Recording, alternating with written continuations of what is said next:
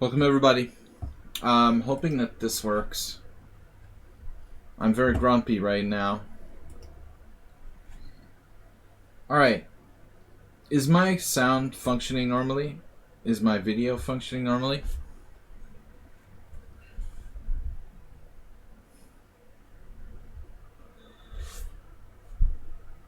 Not in a good mood. Without any warning, my new password manager decided to play a very dirty trick on me. And I don't understand fully. For some reason I wasn't logged into OBS on Twitch. And I've been spending the last 20 minutes trying to figure out a lot of ways to get back streaming. Not even sure what happened. It worked fine on Wednesday. And now today suddenly I couldn't connect, even though I hadn't changed any settings or anything. When I tried to log on to through OBS on Twitch, it was like my Twitch wasn't connected anymore for no apparent reason. So I spent the last 20 minutes reconnecting Twitch to OBS, which really sucks. I'm happy to be here though. Welcome everybody. I don't understand what the difference was.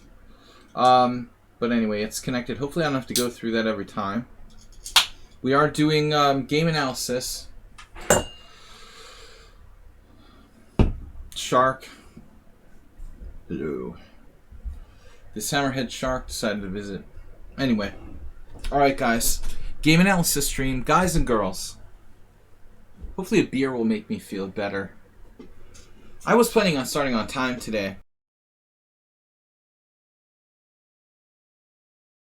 To Twitch through my broadcasting software.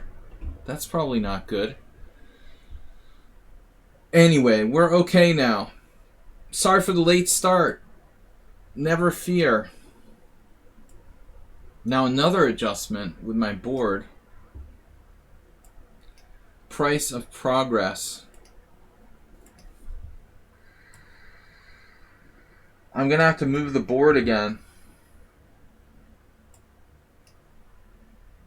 I'm afraid I'm going to have to resize the board again after adjustment. Sorry about that. Sorry about that. I've been switching back and forth from two different setups. And we're going without the two monitors today. Alright, that's more like it.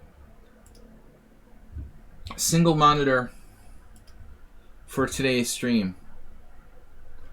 Welcome Princess Chess, Spectacular Camel, Astrobate, Schieberspieler, BG. Sorry for the late start. I was an unhappy camper. Don't get software. For some reason, I'll explain the problem, alright? I'll explain the problem concisely. My software, my password manager, doesn't seem to work with OBS software. It didn't want to work with OBS.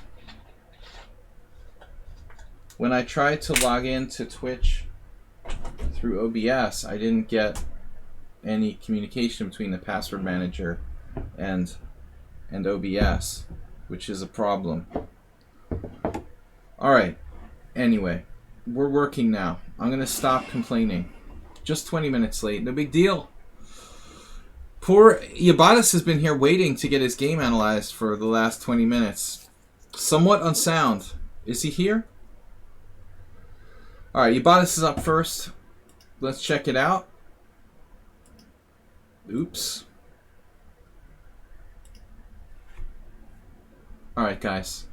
We're doing in-depth analysis of subscriber games. Yeah, and also my keys are Iobates.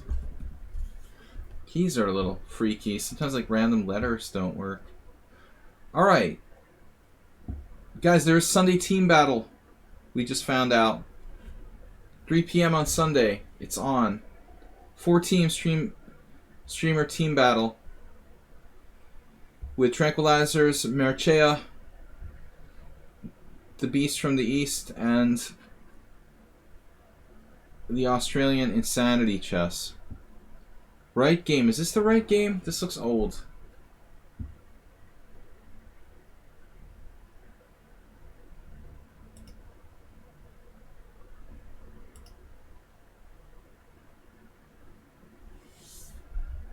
Hey, what's up, Antonio?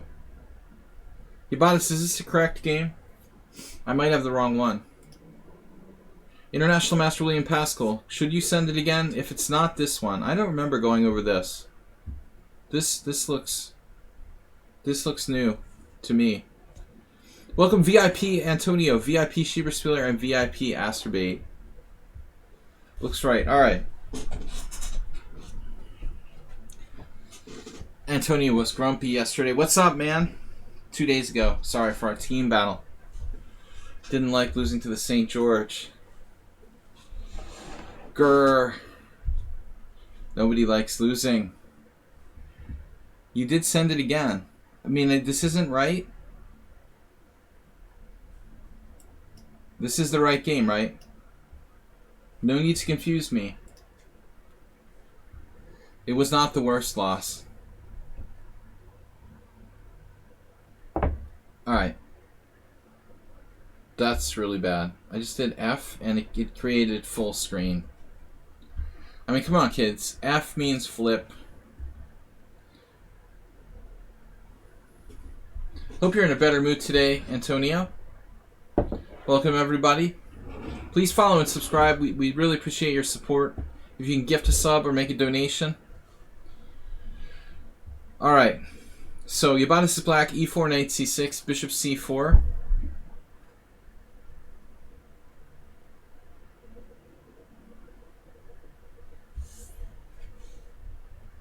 Alright, you resend it. You resend it. It's irrelevant now, Yabatis. All you have to say is, like, you've got the right game. Don't confuse me any further. This is the Summon on Sound attack. It's the Appalachian variation. Closely related. It's a relative of the hillbilly. The West Virginia attack. Bishop c4.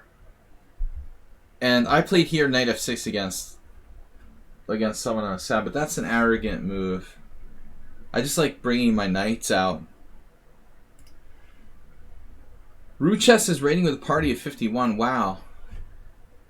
Lichess from the former streamer Mega Battles. Speaking of streamer Mega Battles. Wait. You played in one streamer Mega Battle. I'm afraid we have 5-minute chat on. Oh man, we've got no mod. Mubot, let her talk. Do I have 5 minutes? Wait a minute, let me see. I gotta check my mod view and see if 5-minute chat is on. She won't be able to say, hi, thanks for the raid. You're welcome for the raid, whatever. Can I turn off 5-minute chatter mode?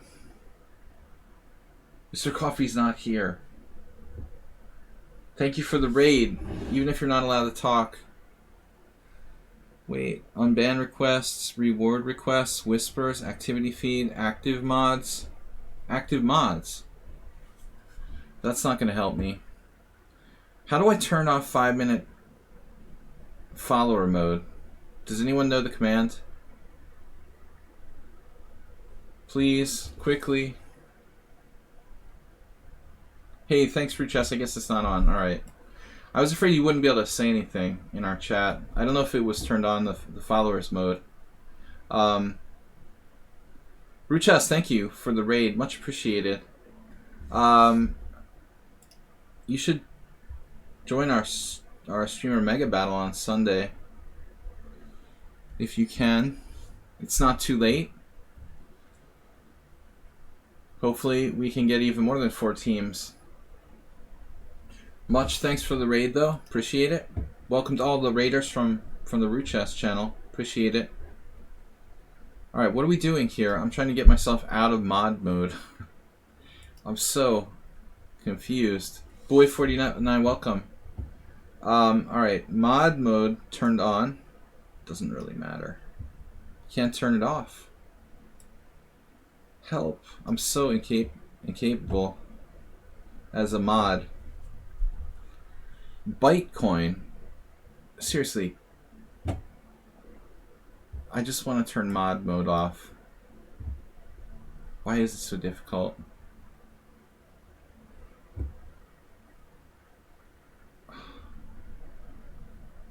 Doesn't matter.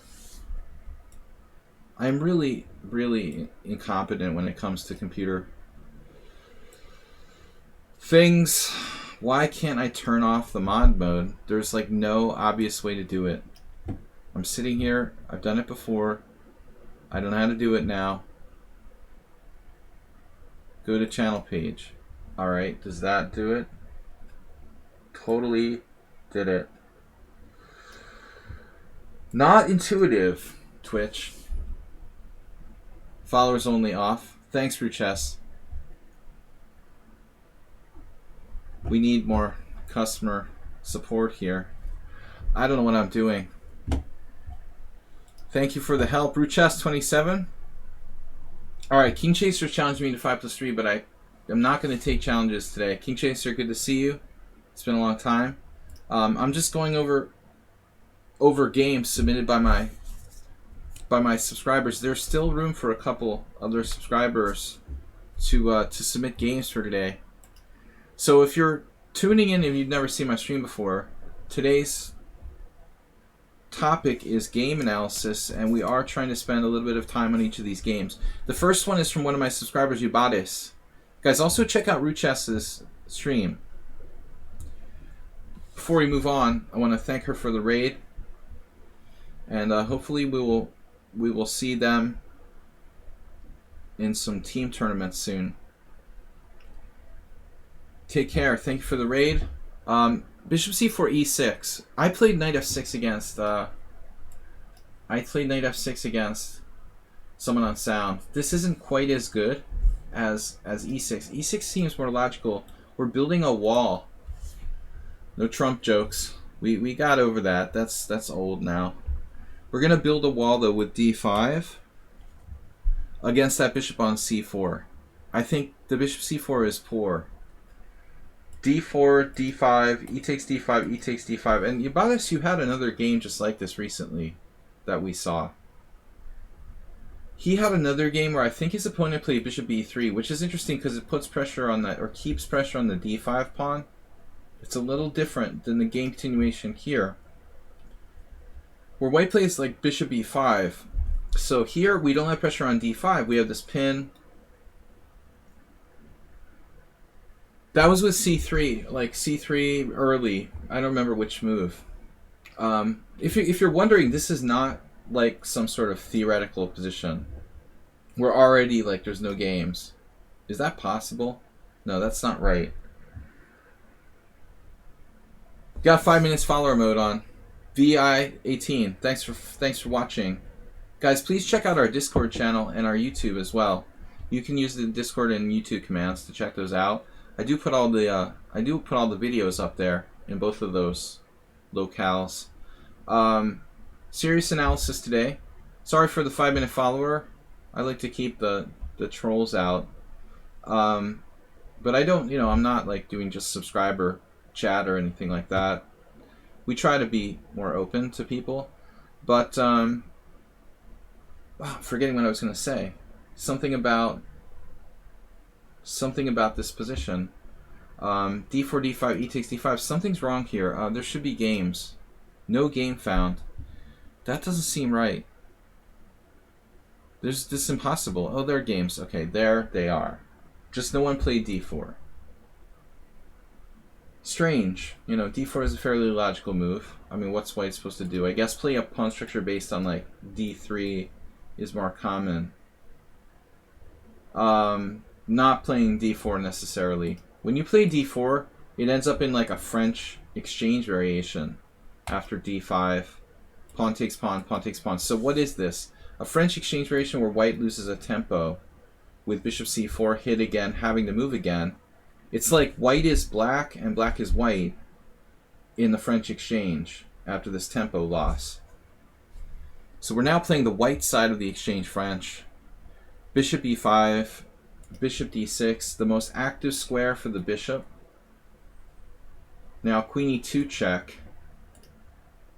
I mean, I don't really like French exchange variation because the symmetrical structure isn't that interesting and not that dynamic.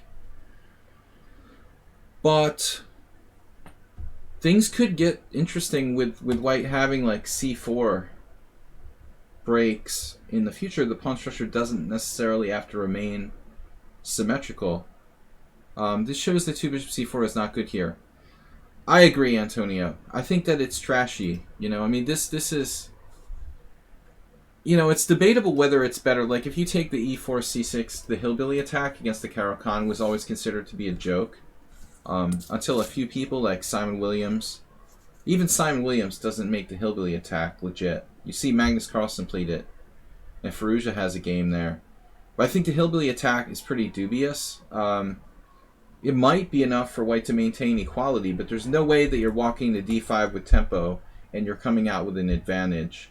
Best case scenario against the Caro-Kann is like the hillbilly attack leaves white with an equal game. That's your best case scenario.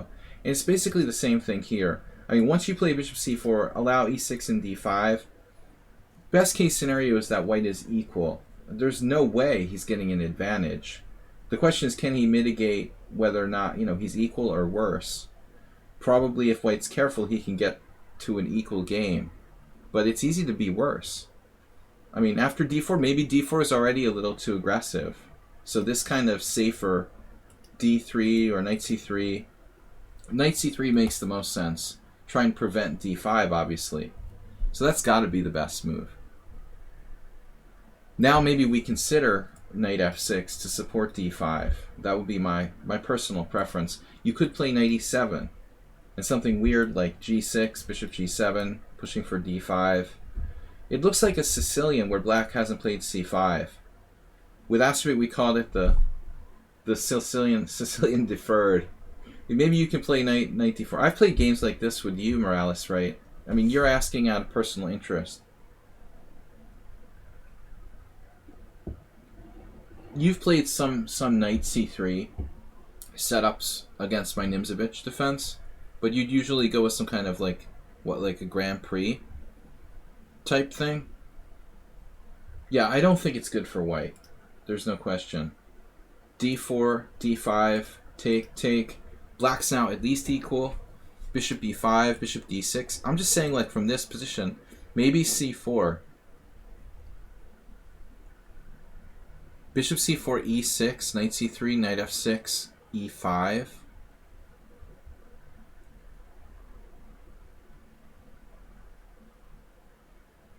Wait, you're missing something. I think you're missing something. Right? Bishop c4, e6. Knight c3, knight f6, e5. Yeah, I don't think that's what you meant.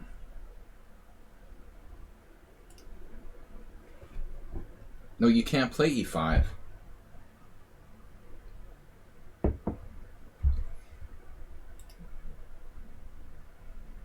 Yeah, no, I mean, I understand there was something like that in a different position. So bishop d6, queen e2 check. This to me would be okay for white if black trades queens, but what if black doesn't trade queens? Now the white queen ends up possibly vulnerable to black along the e-file, so this is a good move. I think black tries to play for more than a draw. Queen e7 is a solid move. The position looks pretty much equal. But if we're interested in playing for more than a half point, this seems like the way. And then we castle, and now the white queen is going to be... The white queen is dubiously placed, and it's going to have to lose more time. So queen e2, knight f3, allowing a potential pin here, but now there's no other place to put the knight. Castles. Does white have time for the luxury of something like h3? Probably not, because of rook e8. That's a pretty serious problem. So white castles, and now bishop g4. And there's a huge threat of knight takes d4. Basically, white has to play c3. And I think the queen is clearly misplaced. Because of the e-file and the pin against the knight on f3, queen e2 was a mistake. Rook e8, and now he has to lose another tempo. Queen d3. That at least breaks the pin of the bishop on g4. But if we think about it so far, white lost 2 tempi. First of all, bishop c4, bishop b5, and now queen e2, queen d3. Black is 2 tempi up. But that's the problem with symmetrical structures. Yeah, I mean, I'm not sure bishop f5 we can argue is a tempo gain. We're moving the same piece again. The problem with symmetrical structure, because the lack of imbalance, here we are a tempo or 2 up with black. There's not a whole lot we can necessarily do. Maybe bishop f5 is a good move, maybe not. I mean, white is threatening nothing really, right? There's no concrete threat. Maybe knight e5?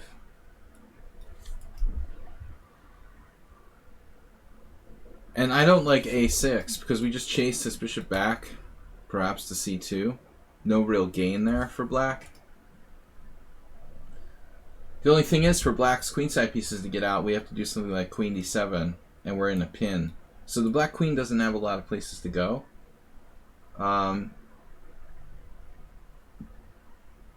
Bishop f5 is not really a gain of tempo. It might not be a bad move, controlling a vital diagonal. And I don't think there's anything going on with that bishop on g4 anymore. So bishop g4 is bishop f5 is okay. And now this is a pretty bad situation for white. You play queen d2 with white here. Your bishop is restricted. Let me make it like blue colored or something. Like, what's up with that? And your bishop's out on b5 randomly. White. I'm speaking to white here. So I like, I guess, h6. Just giving the bishop retreat squares. Keeping that queen off of g5.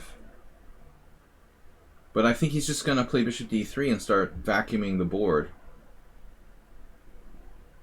Black is better, but it's a small advantage. Something queen d7, and white's pieces are having trouble getting out. What else can you suggest for white?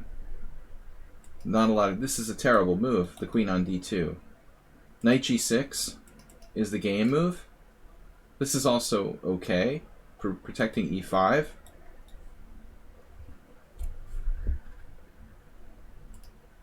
See, I knew he was going to play that. It's his only chance.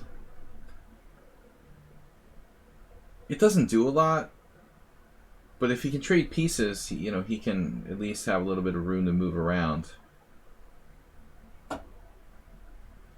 So now Yabatis plays queen c8, but frankly, I like your plan. I like your play here in avoiding the exchange of queens. If you trade queens, black doesn't really have much advantage. Truthfully, almost nothing. I guess bishop takes g5, knight f4. Maybe threatening to invade. A little bit inside the white position. Perhaps he has to give up his bishop, something like that, and grovel for a draw.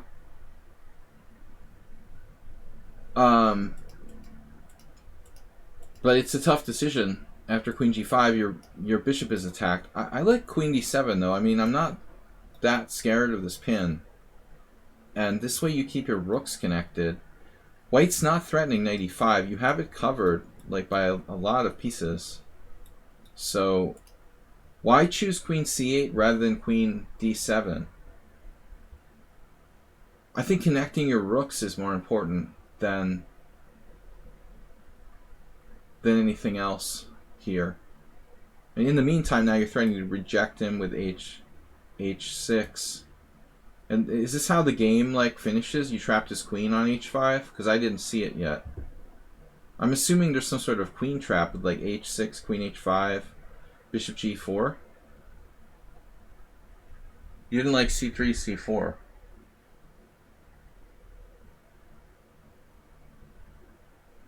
Right, like, okay. So this pin is more immediate. In the event of something like c4 takes, he has d5. This is what you're saying. You're concerned about the position of your queen relative to this particular tactic, but I'm thinking that you're a little too quick for that to be an issue. I mean, after h6, his queen has almost no squares. This loses a queen. No, it doesn't. Wow. Okay, so that's interesting. You've got queen d5. That adds a new layer to the onion.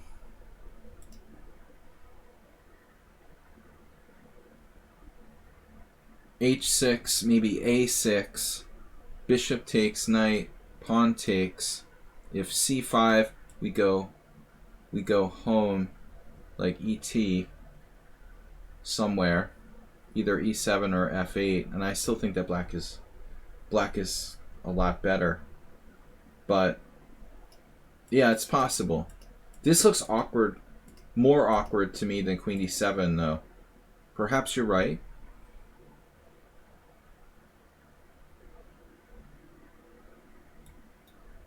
Sorry, Morales. I'm not following you. Welcome everybody to my stream, International Master William Pascal. We are going over some subscriber games here. If you are a subscriber to the stream, submit a game. We still have room for a couple. If you're not a subscriber to my stream, I think I have one of the most instructive streams online. We never have any fun here. It's all business. Just kidding. Queen c8.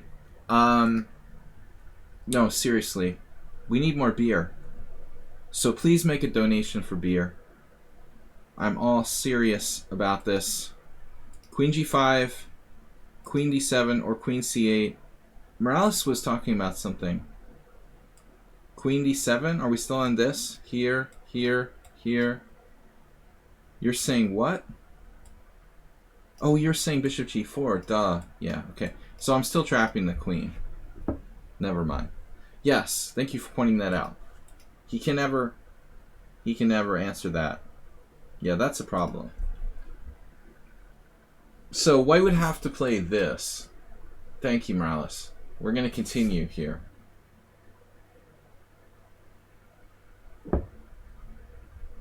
You have some fascinating variations. For example, Boy49 with the beer donation. Thank you. That's going to get us part of the way there. Try to create an option to donate beer directly. That's a good option. I like that. Pizza. That's a Dorito, but it looked like a pizza. I'm kind of on a diet. My stomach hasn't been happy with the way I'm handling the pandemic. I'm not officially on a diet, but I'm trying to eat healthy. I hope I'm not allergic to beer, though. I had this sudden horror the other day. What if I became allergic to beer? Bishop g4, queen d5. So I was looking at this. This is a neat idea.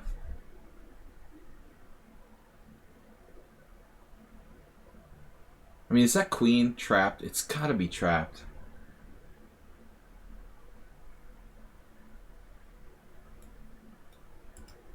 It's gotta be trapped. You can't take because you lose a queen directly with bishop takes h2 check. Palinka I won't be allergic to it. It will just like dissolve holes in my stomach directly. That's a good solution.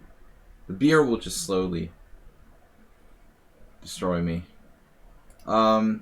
Check this out. b5, bishop b3, and now, now the queen's trapped a different way with queen b7 and rook b8. So That doesn't work either. I have to... It's not that easy to trap this queen. Rook b8, queen a7.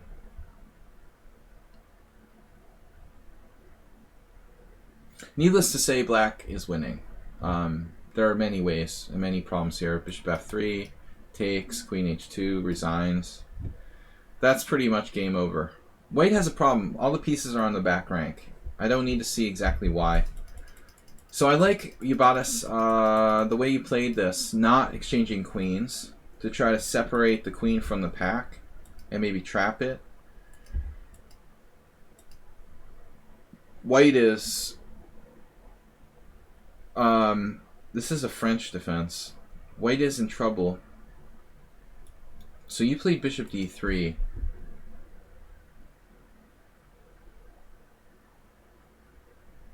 Look at the weaknesses in White's position. It's pretty dramatic.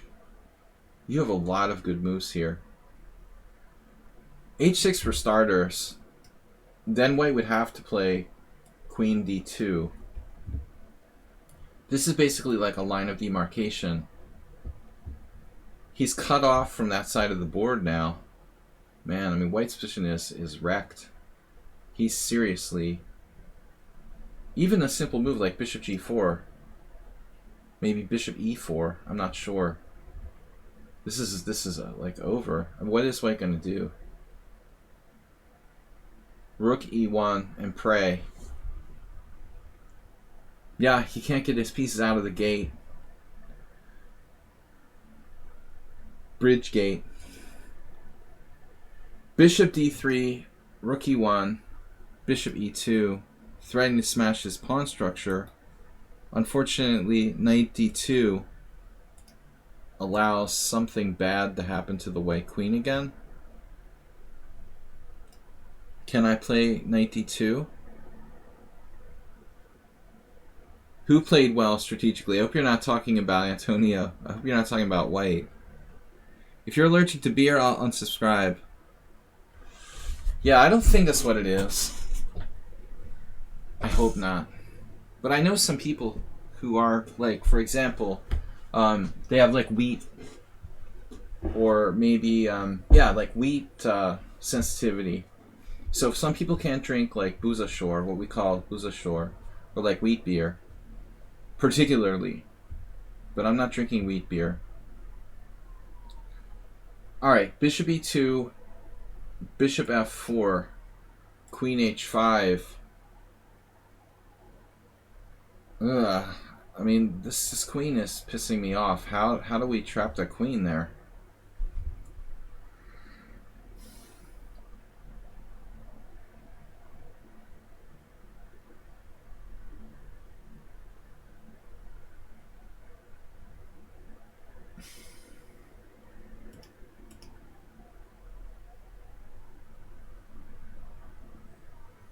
There's a threat? Are you sure? I mean, we could just play something like queen a6 and probe the weak squares in the white position.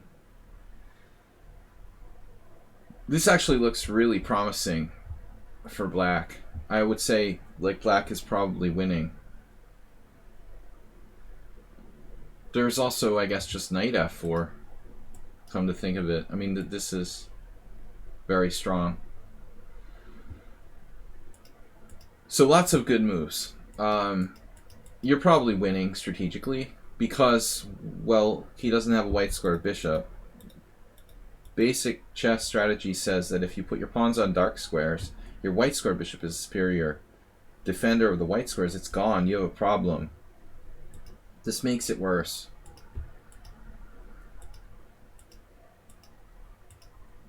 And I don't understand. Oh, you just forked him. So knight e5. I mean, whatever. Yeah. You forked him. He goes back. He's still got a counter threat. Fe5. De5. I mean, clearly white should take on e2. But he tried to get fancy, take in between move. Oh no, and you did something crazy here. So this is the point of this elegant game. instead of making like a routine move with black, Yabatis found an ingenious trick. Bishop f3 to destroy the white king position. Notice the white pieces in this little sort of rectangular box over there. I mean, that's something I was talking about recently. If all your pieces are inside of a small area, they're not coordinating. They're getting each other's way. Bishop f3 is a nice move. Is this the engine's #1 move? Queen g4, game over threat? We're threatening game over, and white was not aware. So he basically like has to take on f3. He has to take on f3, and there's just terrible threats here. Knight e5, hitting that. Queen h3, knight h4. I mean, this move is deadly. Immediately deadly. Freezing the white king, and on pretty much any move you're playing knight h4. And there's no way to stop mate except for queen g5. And you're getting mated anyway by knight f3 or rook e1. So in all lines, white is done. Nice! Congratulations to your white. Congratulations to your queenside pieces. Good job. With the queenside pieces there, white. Alright, I got a submission from Kakatiri. So I try to get through as many games as I can. I'm a little late today because I had a technical problem. Don't complain about technical problems beyond my control. My password manager doesn't play ball with OBS. Alright, next. Guys, where is everybody? Subscriber stream. We try to make it instructive. Alright, Sadamasa is here.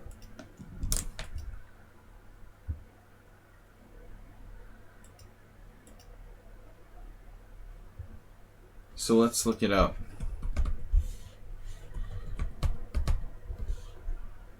It's SATTA. Where is our submission from you? I want to analyze this a non-Caruana game. Is that right?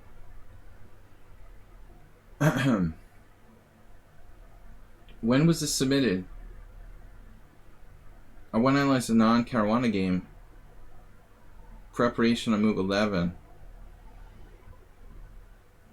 Where is move 11? When was this? I wish it would show me when this was submitted to me. 1938, but what day? I don't know what day it was. There, 5/2/21. 16/19. Bowie 49, you can send in a game, but it's just me blundering. I understand. I'm sure we'll get enough games, but I appreciate if you really think you have a good game. It doesn't have to be a great game. You know, it's not a beauty contest. If you've played a game that you think you'd like to analyze, feel free to send it in. Someone proposing a serious game before you. Okay. Our games are serious too. Padron Antoni. Daniel Gomez 18, welcome. You can challenge me now. We're doing game analysis. Tomorrow morning, if you'd like to join my stream. I am taking challenges on Friday. Friday here on lichess at 11 a.m. Central European Time, CET. We're back with Blitz. Not today. Alright, so this is a non versus Caruana. I'll go with a non side. Move 11, he said. Anand's opening prep is usually excellent. So he's a good player to emulate. Oh, man, sorry, misclick. So e4, d6, it's Pierre's defense. PIRC. G6. Now it's modern. In the Pierre's defense, black plays knight f6, immediately attacking the e4 pawn. It's a very specific move order. Instead, Caruana here plays g6. This is from when? 2014. Pierce modern. Knight c3. This is the most aggressive setup for white. Anything involving knight c3. Bishop g7 and now f4. So I'm not really familiar with the theory of the modern defense in the sharper variations like this. I'm out of my depth. I don't play modern much, and I don't generally play the more aggressive systems here for white with f4, but I do know that this is kind of considered to be the main line. We can still transpose to a Pierce with knight f6, which would be an Austrian attack. Knight f6, knight f3, kind of classic variation, favored by Bobby Fischer. A lot of people like playing other kind of setups for white with bishop e3, maybe possibly f3, queen d2. So there are different options for white. You don't have to play f4 to play an aggressive setup for white. But this is kind of like the classical big pawn center. Thanks for joining us today, Padron Antoni. Missed you. Thanks to everybody for being part of the stream. Please support the stream and donate a gift sub if you can. Make someone else a subscriber. Thanks to Boy49, Mr. Slow, Agnes Karadewski, and who else? Ornaki for donating this week.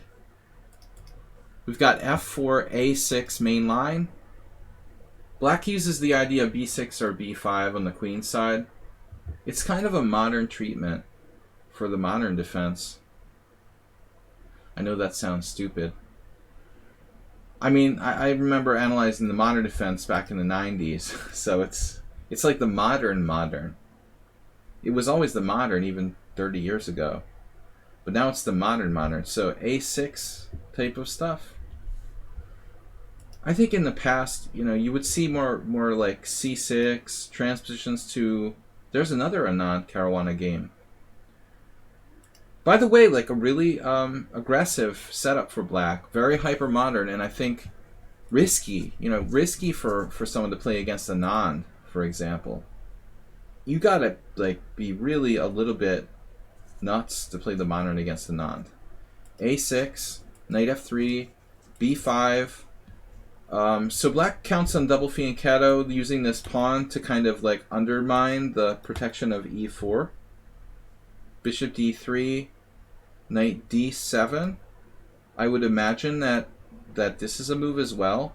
It kind of follows that black should play bishop b7, putting pressure on the b4 pawn. Personally, that seems more natural. There are move order reasons for this, I'm sure. Knight d7. And now you can see the main line is e5. That's what Anand played.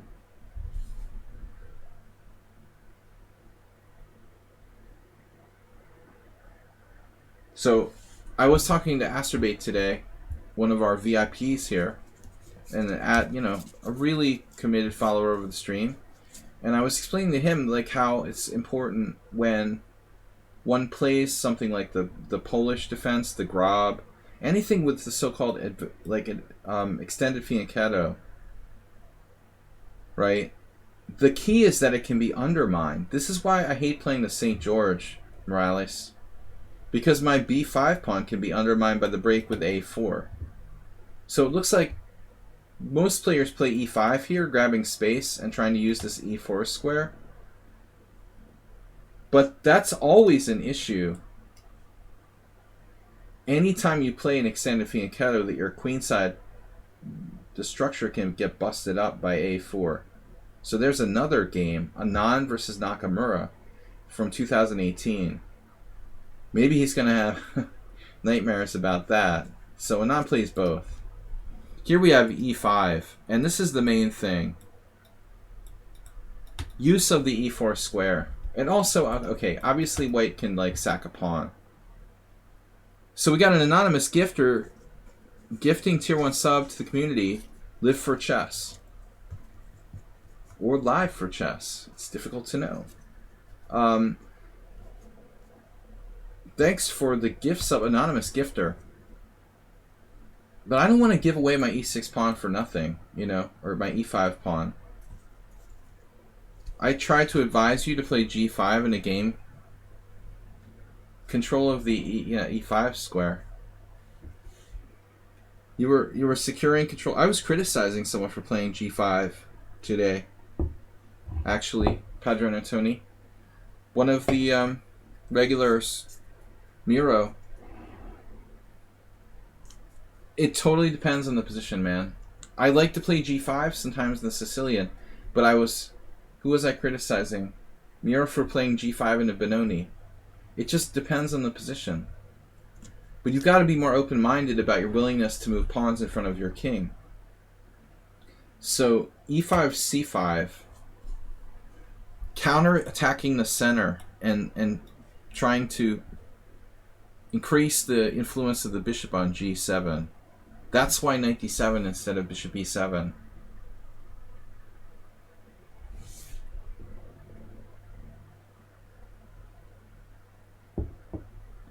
c5. Anand is a big follower of main lines, so he's always been a kind of mainline player.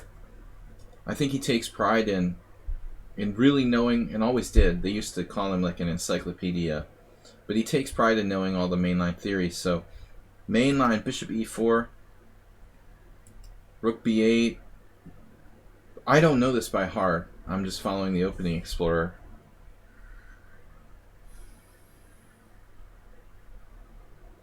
Black chipping away at the white center. So bishop e3. It seems like the main move is castles.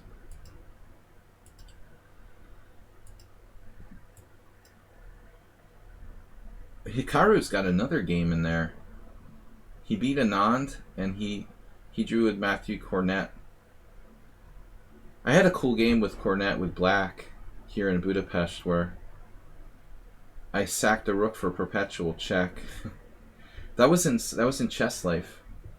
I think Michael Rode analyzed it in a Chess Life magazine article. Bishop e3, castles. No, bishop e3, cd4, and now how do we recapture?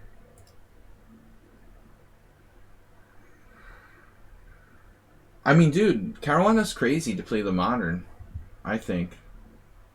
But it seems to be like both him and Nakamura. If you look at, you know, do you see any other top names there? I'm sorry. Caruana and then Gudmundur. Johan Hjartarson, who's been, you know, semi-retired from chess for 25 years.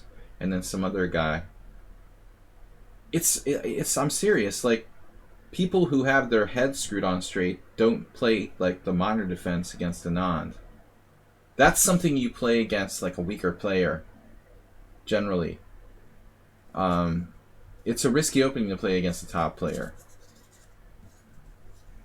Have I contributed to a podcast? Random questions. Contributed to a podcast.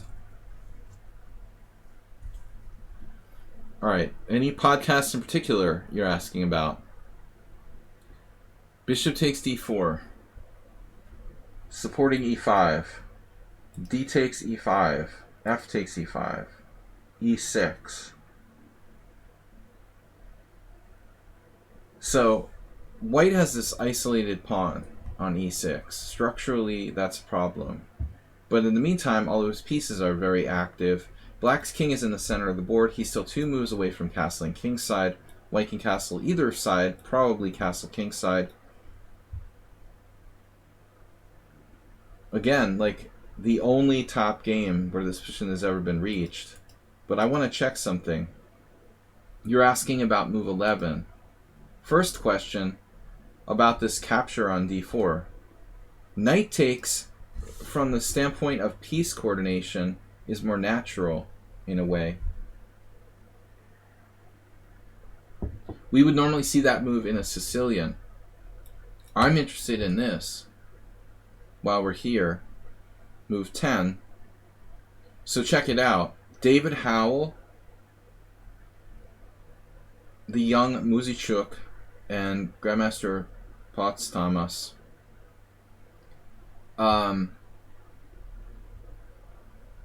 Or Pates. I guess Pates.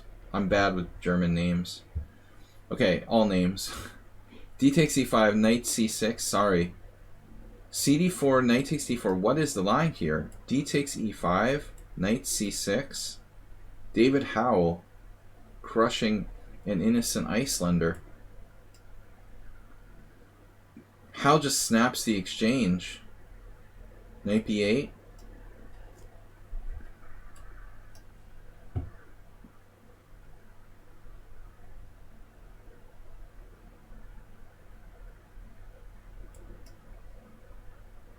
And then keeping the lines closed with f5.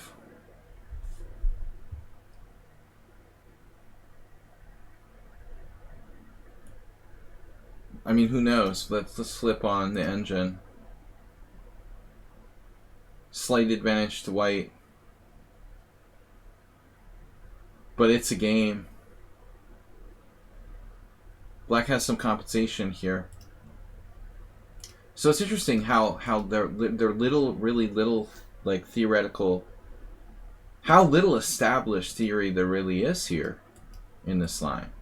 Where did we leave book? I mean, rook b8. So bishop e3 first of all is like sub variation, and then black doesn't have to play this move cd4.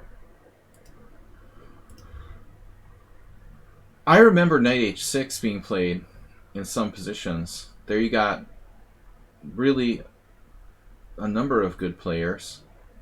Chigayev, Naka, and Hans Rey. There's 3 good players playing the same move. Knight h6 is a very standard idea in these type of lines. It says after e6 equal. Yeah, I wouldn't be surprised. Kamsky playing the modern. So you just take... Well, that exchange sack is important. So this is just a safer move. DE5. So check this out. And this is not the modern stock. I don't have Chrome on, so... But I think here is interesting. A non-played f takes e5. This girl, Bulmaga, and another IM or something, Martin Solfeld. But check out bishop takes e5. What's that? Yeah, that looks like engine improvement. But it's a very surprising move. You think, oh, this is nothing. What's up with this? Allowing a trade of queens seems counterintuitive. Probably the engine doesn't really understand this position that well. Looks like white has space. Very small edge. Only Peter Lako would love. Bishop e5 takes.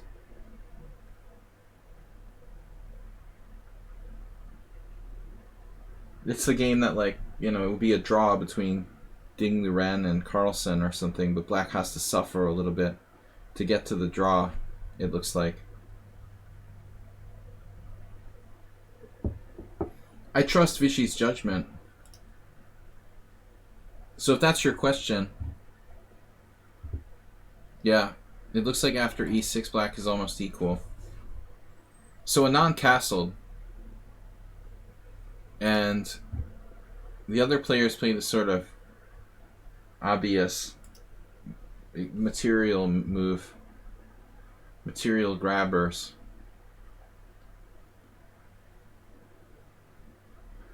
Possible that Vichy just sensed it, you know, that this isn't that great. There's a small chance he even has analyzed this. So check this out. This is a huge improvement. Rook b7. Neither of them could find that. Clearly, bishops belong on long diagonals.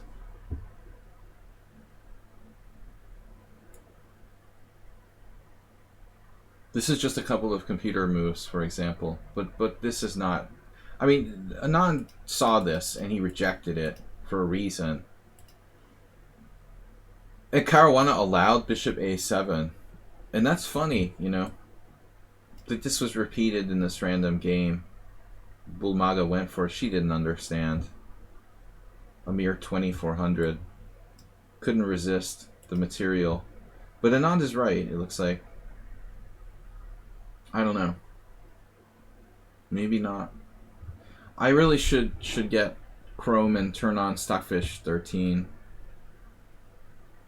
But I'm not impressed with winning that exchange. Castles, let's see. After 97, as I said, like, white structure can be worse. Could Anand be worse? I mean, Anand is not always right. His intuition told him that winning that exchange was dangerous. He doesn't want to do it. He can still win the exchange. But he played Queen E1 instead. He lost the game. Castles. And now A4. That seems to be a mistake, according to the engine. A4, B4.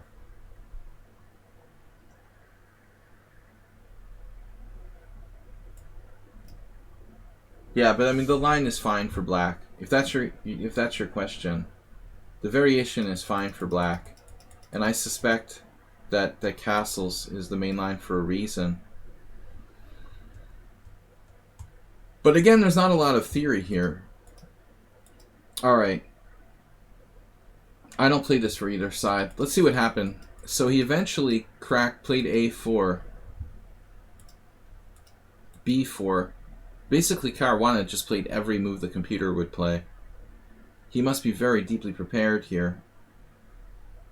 92, Bishop B7, and those bishops are like scissors. Yeah, I mean, B4 knocks the knight out from the center. It makes sense. And the B pawn itself is not weak. Notice, this pawn is not really vulnerable, and the A pawn is not really vulnerable. It's kind of a minority attack. But all of Caruana's pieces are good. This knight can come to C5, this knight can come to F5 or D5. Both bishops are good. It's like a dream position. A non-play knight F4, it looks really artificial, and this pawn looks super, super weak on E5. Morales' favorite square. Morales would be down with this position.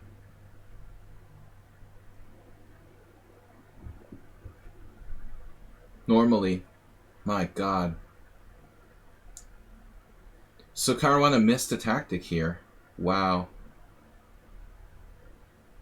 That's a beautiful shot. The computer sees it. 95. This is under control. So you snap that, snap that, snap that, and then check on D4 and just win a pawn.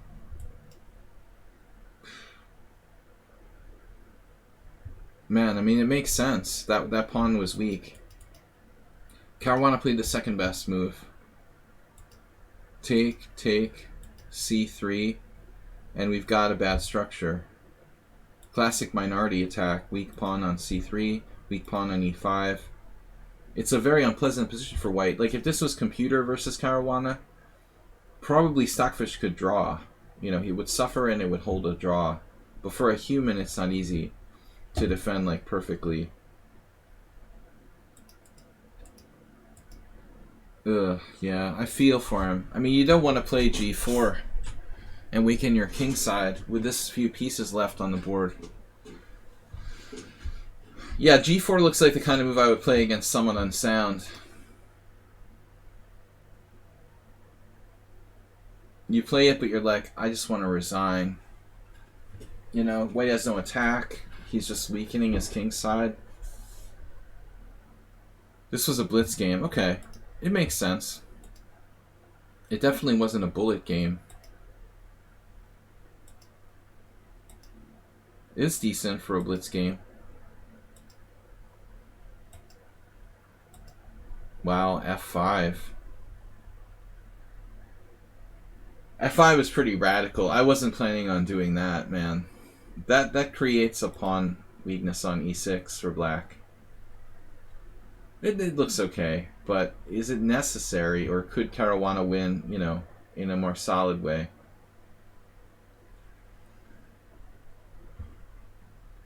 not so easy to make progress. I mean, maybe something like queen a6, trying to wiggle your way in there. This is my question here. You've got knight f6. Very good potential for that knight, and e6 is protected. So Vichy take. Wow. This diagonal is very dangerous for white. Now the g file could be factor.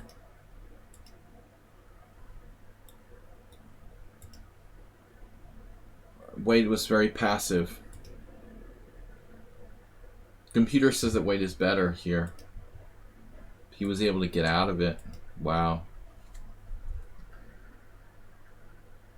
So white survived, and probably it's a draw. It should be a draw. Just not enough advantage for either side. This is a big problem, though. We cannot lose that pawn. If black loses e6, he's toast. Luckily, he can defend. Man, Vichy was all over him here in the endgame. Playing for a win. All the white's pieces are coordinated. Look at that. Caruana on the verge of losing. Blunders with rook takes d4, allows this check. Bishop f8. And now rook takes g6, h takes g6, rook takes check. What happened? He ended up losing. White ended up losing with 2 knights for a rook. It's just a blitz game. So we normally don't do too many blitz games here. Obviously this is like a draw. We ended up losing probably with time pressure blunders. Clearly it's a draw there. Now white's getting mated at f3. Alright. Yeah, I mean the quality goes down of the end of the game. The beginning of the game was good, I think, up until like move 25. Until after that, you know, everything started to fall apart. Typical blitz game. Alright, Satomasa, thanks for adding that. Morales now with the game. I'm interested to see this. The Morales.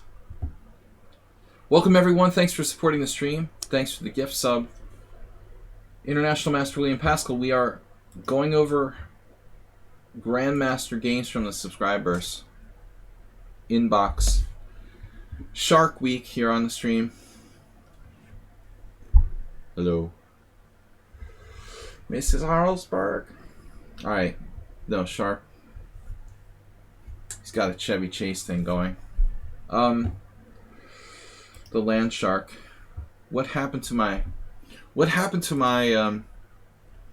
my game? Yabatis, Morales. I just play with stuffed animals. If I just stuck to stuffed animals, we'd probably get more subscribers here. This chess thing, though. The chess thing's really holding me back. Just not enough people interested. Oh, man.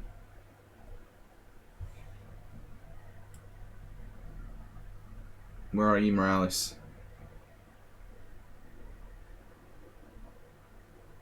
I hate that you can't search normally. We'll just have to go through the inbox. There's my inbox. Where is it, man? Whenever I send a message out. Okay, so it's A Morales, right? I can never remember everything. You surely hate games like this. I love it when they do that. What is it, a London system? But maybe it's a theoretical interest in the Budapest. Okay, I remember now. So Budapest. In honor of Budapest. Nayar Iali versus Morales. Welcome, guys, to the stream.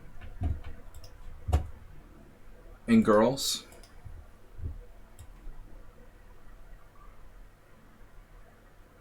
Nyalarothep versus Morales. Alright, what is this? 3+2 chess. Again, quality blitz game. You know how much I love bullet games. I mean, this should be as good as... This should be easily as good as Anand Caruana. Nothing can be a letdown after that. Alright, Morales is black in his favorite Budapest Gambit. Let's flip it to his side. Thank you guys. Please donate a gift sub this week. I appreciate it. Also, any sort of donations are welcome.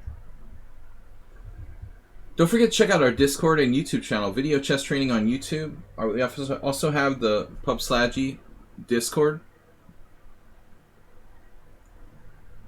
Alright, so DE5, Knight G4. I like that you play Knight G4. I mean, I don't buy this stuff with Knight E4. I mean, sorry, brother.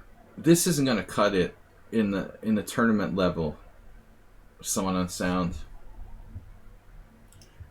Knight G4 is playable. Knight F3.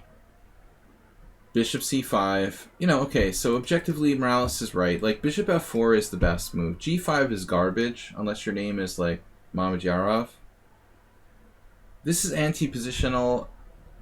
I mean, you know, Antony. Is Antony still here? Mamedyarov has a thing for playing G5. But I don't trust this Jabava. Yeah. You gotta play normal chess there. Bishop F4 is the most reliable move for white. I agree. Alright, Knight F3. This is, like, less dangerous. E3. Now Knight to C6.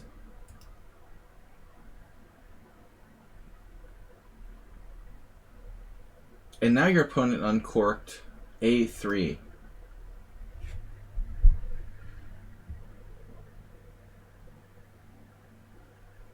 So he's practically begging you to play A5. He's like, you were going to play A5 anyway, right? Why not just do it now? Belyavsky Mamedyarov, 2005. Yeah.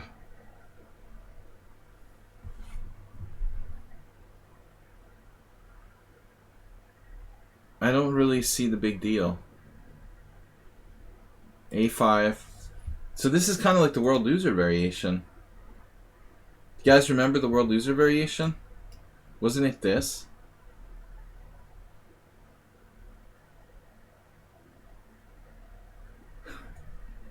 I think Queen D5 is probably better than A3.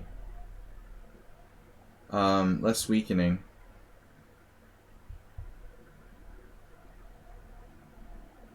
What did World Loser play after Queen E7? Sorry. In the World Loser variation, Queen D5, Queen E7, Knight C3, right? He just went Knight C3.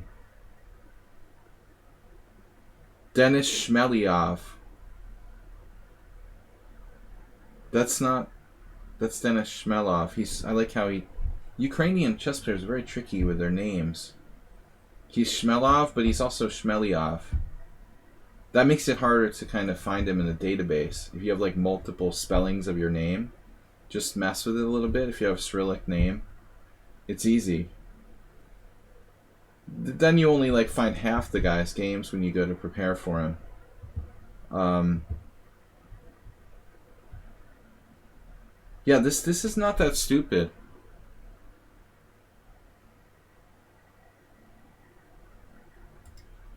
But anyways, that's another story. A3, A5.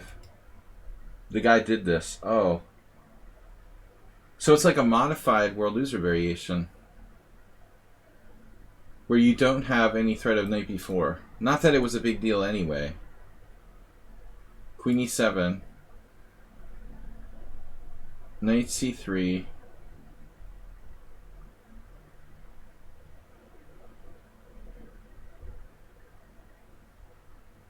So you've got to take the pawn, right? Oh no, you did the rook A6. So this guy, Bileski,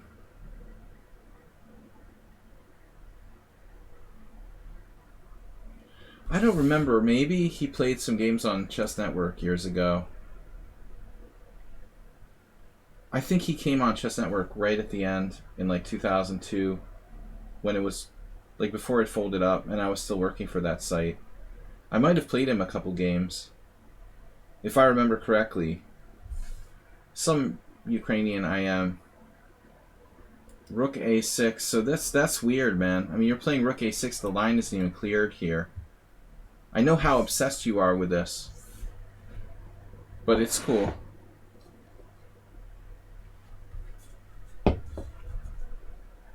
Trying to get something interesting going. Does it work? I mean, clearly, there's nothing wrong with just taking the pawn, right? I mean, objectively, you should take the pawn. Wait, there's an Alexander Beletsky, and that's different from Sasha Beletsky. No, it's not. Wait, check this out. See, Ukrainians with different names. Rook a6. Alexander Beletsky.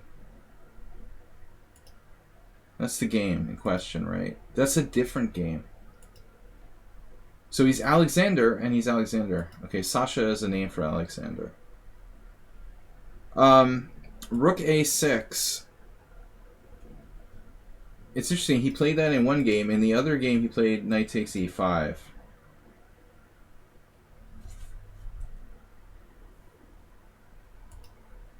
This is an extremely rare variation.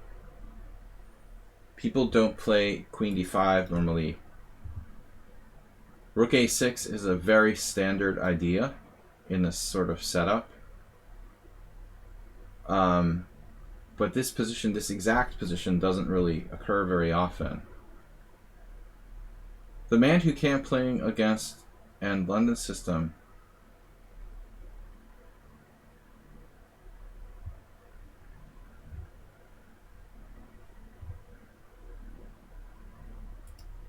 We haven't had a good troll in a while.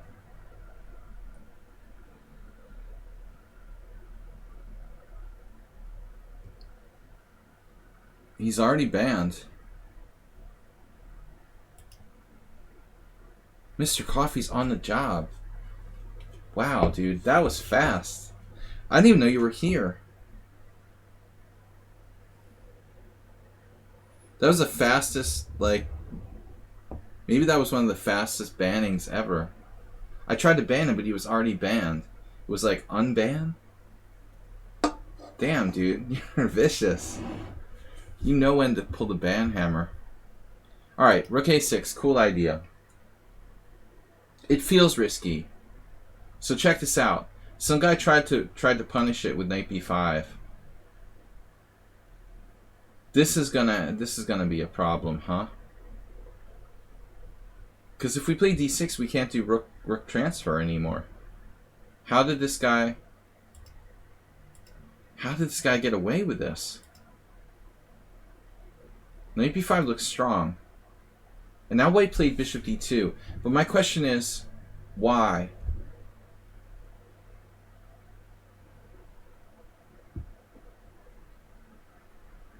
Maybe this whole position is unsound. But maybe not. I mean, are you threatening like a4, knight a5, knight b3 or something? Are you going to castle, outstrip him in development? At least your rook transfer is shot. He's totally shot that. So bishop d2.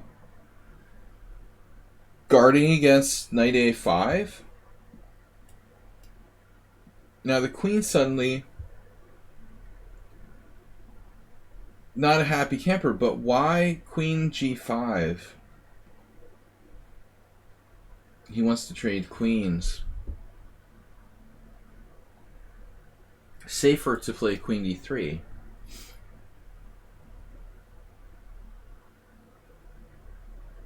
I mean, obviously queen d3 is more sane.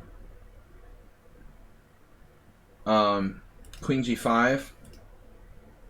Oh, what a surprising move. f6. Queen f4. And now castles. Bishop e2. Knight ge5. Is this rubbish, or is the queen in trouble because it's stuck outside the position? Stockfish says it's rubbish. But obviously, you know, computer is computer, and it's not that easy to play with their queen on f4. The move order was wrong. Alright, Morales, how was the move order wrong? Black's move order was wrong? Like a5, queen e7.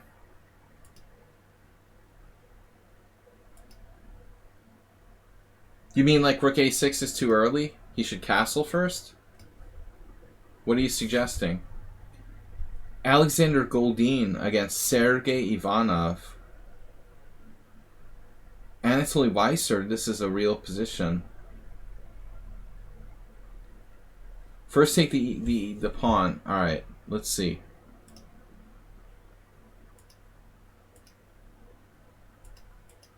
So no rook a6. First take the pawn. That's the other game that Beletsky played. 95, 95, 95. And then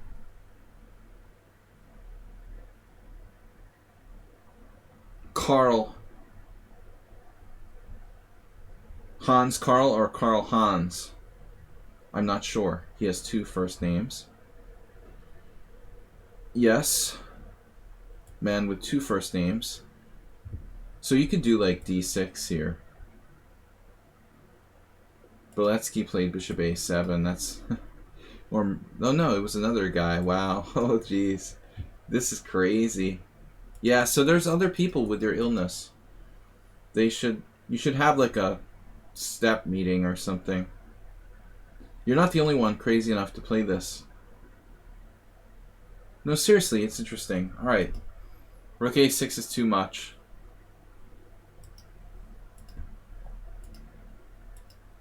And he got the transfer. This has happened against me. The queen on d5, it only serves to like get in the way of the knight on c3 basically. And get attacked by this pawn. So he let black get away with murder. It's an O.J. Simpson trial. Yeah, I've had this happen. You don't want to let that rook get to h6 while black isn't even castled, and we're committed to castling. Now h3. Check. 95. Bishop e2. d6. And now all the pieces are aiming at the white king side. Yeah, the queen is in the way.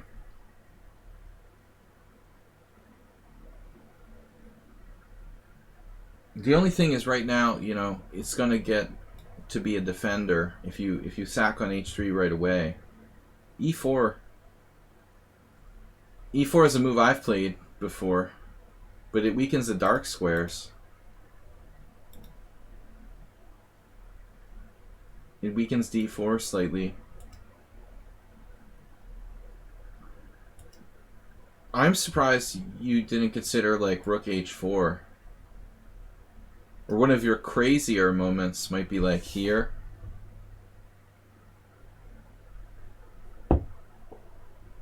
There's no way we can sack the exchange, right? Like bishop h6, pawn h6, threatening rook g8. Sort of Mamajarov style. How about this? Lost. For white, white is lost. The attack's too strong. Wow. The best move is queen takes c5. That's pretty sick. You know, if your best move is queen takes c5, you're in some trouble. Now, I was just throwing this out there. Damn, dude. Queen h4 is the best move, but that's Morales' favorite move. Funny that he didn't play it. He didn't have faith. Ye of little faith. Bishop takes h6, takes, and then rook g8 is coming and it's terminal. The white pieces can't do anything to stop it. And all the black pieces are coordinated perfectly. 5 pieces with perfect coordination, perfect activity against 5 pieces that can't get to that side of the board. e4 is, you know, e4 is possibly losing. It's losing. Wow. You could have sacked a rook right away. That's sick. Rook takes h3, I wouldn't have even considered. And that's Stockfish 11. Damn. Morales is like a gentleman. I mean, I thought you were a caveman, but this is like really nothing compared to Rook h3. Rook g6, King h1, and now Queen h4 is normal. But he's got the immediate capture.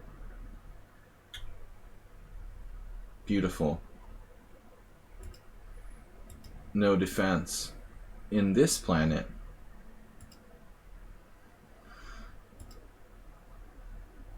can you defend g3, my friends? We're threatening both Queen g3, Rook g3, Bishop g3, everything g3.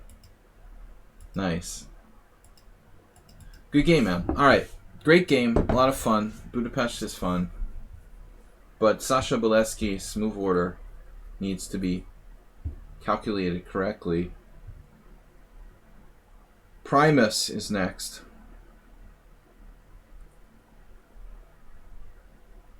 Who is Primus? No, seriously, I can't read my own writing. Princess. Alright, sorry, Primus. It's Princess. I should have been a doctor. Alright, Princess with the submission. Princess Chess 64. Thursday analysis. Save it to the end. Another interesting Smyslov game.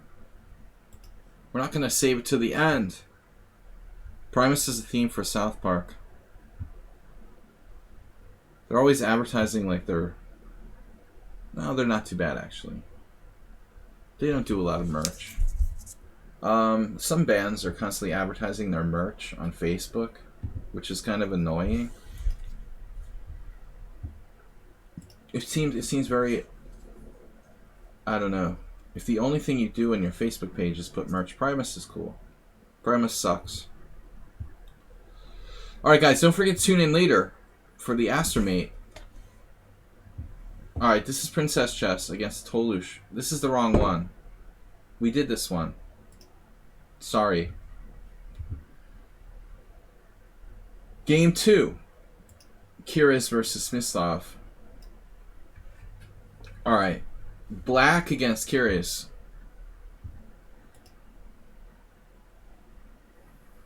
Paul.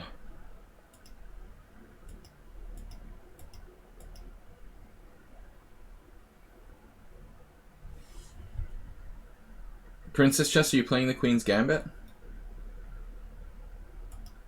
We talked about the Queen's Gambit on Wednesday. E3, castles, knight f3, b6, Tartakover, which I was recommending. But, you know, this is weird. The Smyslov didn't play h6. Maybe in those days it wasn't that defined.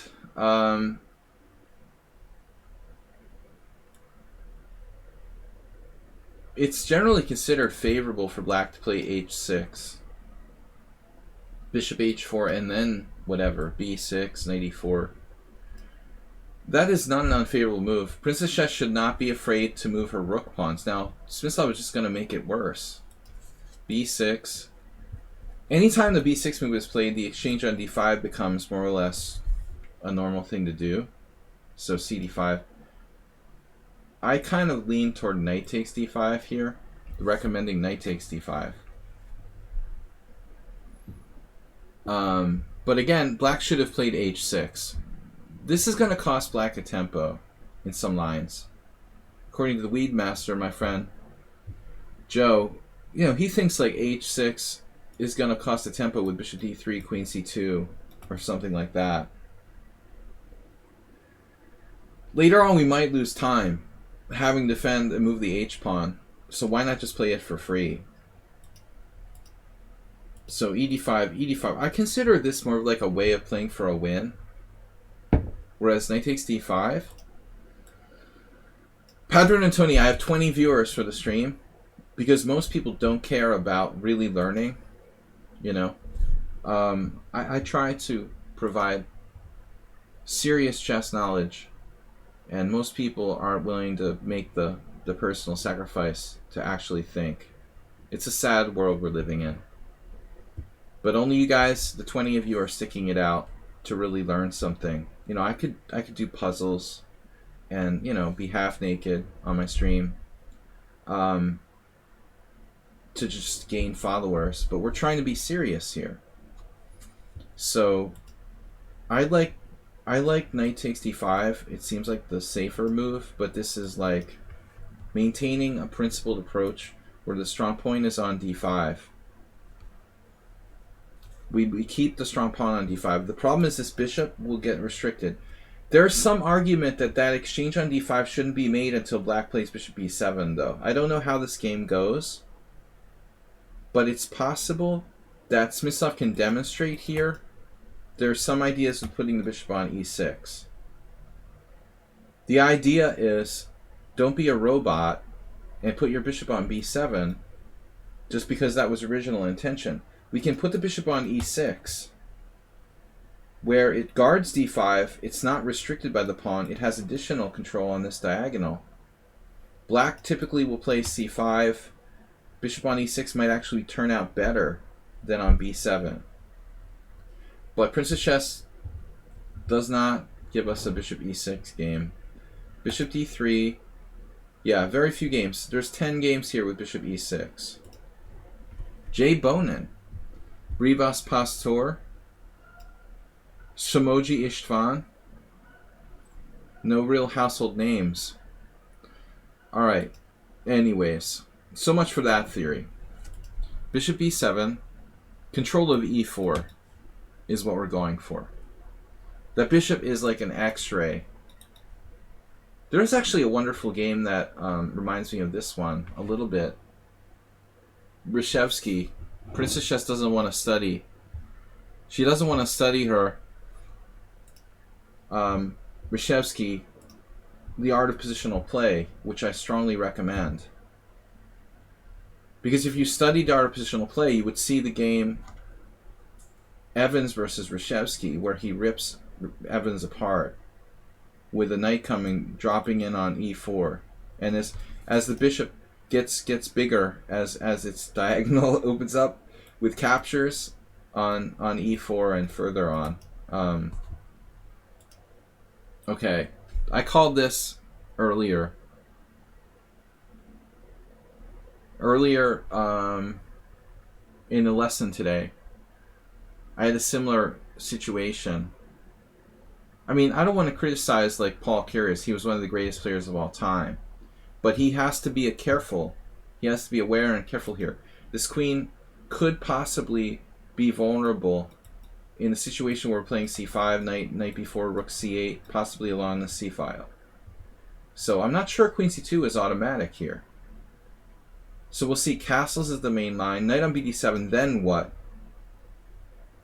18s with queen c2, more rook c1s, c5, and see, now the queen doesn't go to c2, but it's going to e2, and that's the safer square for the queen,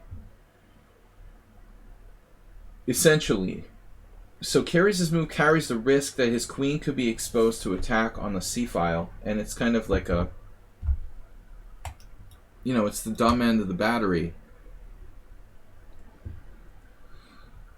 You learn when white exchanges the e6 is perfect for the b8 knight. There are other variations of the Tartikover where the bishop goes to e6. This wasn't really the main example. Knight on bd7. Yes, e6 can be for the knight, especially coming over here. Knight f8, knight e6. Knight f8, knight e6, of course. Knight doesn't want to go to e6. Castles, and now h6. Now the bishop should have been on h4 already. h6, bishop h4 should have been played earlier, theoretically. Keres here with a strong move, bishop f4. I assume this is a strong move. You'll note here there's a couple people who played knight h5. That's a common theme. My question is it too late to play h6 for black here? Spassky also used to play the Tartikover, for example. I mean, I think the normal plan is something like a6, c5. I want to try to take advantage of that queen on c2. But white is starting to set up a Pillsbury bind with knight e5, f4. I mean, basically, Kyrgios has the perfect setup for that. The knight e5 is threatening now. If black plays passively, he's going to get smashed. Rook e8, knight e5. I'm getting concerned. And then f4 is coming. So we have h6 weakening the black king side. Bishop f4 preserving pieces. Is this a good move? There's some games. I don't know. It's an idea. White will have to allow an exchange of pieces. This is horrifying. If there's a good player who played that, good luck with that move. Because that's not going to cut it. There's no way Smyslov's playing c6 here. a6 with the idea of active play with c5. That's better. So now Kyrgios surprised me. He played rook fd1. I expected him to go for knight e5. Is there a problem? Do you have a problem, officer?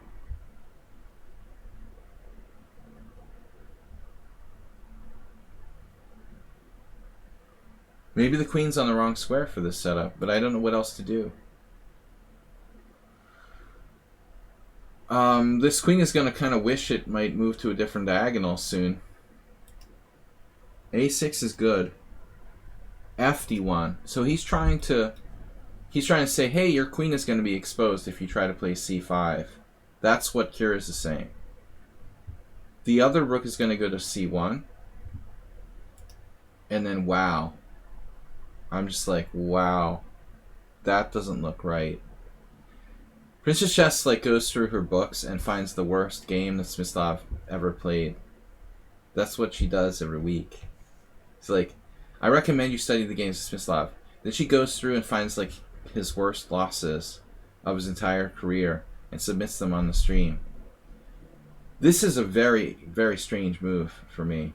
I mean, why is black retreating the knight from f6 when it's controlling vital squares in the center? I'm sorry, but that doesn't seem right. Wow. But Paul Kyrgios was a scary dude to fight against. I don't know, man. I don't like knight e8. I understand the knight can pop back here to d6, but this looks really, really passive for black. This guy was afraid of Kyrgios in this game. That's never going to be the choice of Stockfish. You can forget about it. I think we go for c5 and take our chances. Tregobov lost to a weaker player. We play c5, we take our chances. Pays your money and you take your choice. D takes c5. I don't know. B takes c5 I'd like to play. I'm a little afraid of e4. Where's, what's happening? Bishop f5. I have a game against Robert Torma 2 years ago where I started to get tortured in a similar position. I hung my central pawn. Very, very similar position to this. Just dropped it outright. My first team game back after not playing for 6 months. This looks unpleasant for black. So I would consider taking with the knight. How bad is this? Speaking of Mr. and Tony, there you go. Looks like a rather standard position, Rook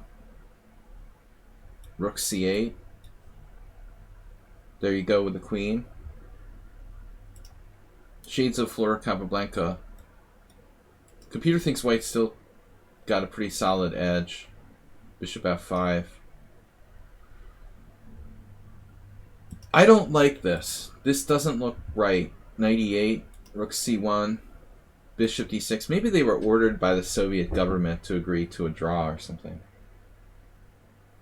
You never know. You know, you've got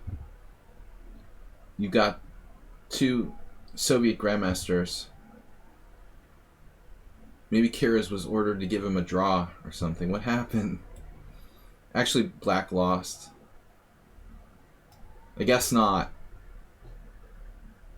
Kiraz, who was never world champion, but he was considered to be one of the strongest players never to be world champion. So it's from 1939. Too early for that? No, not necessarily.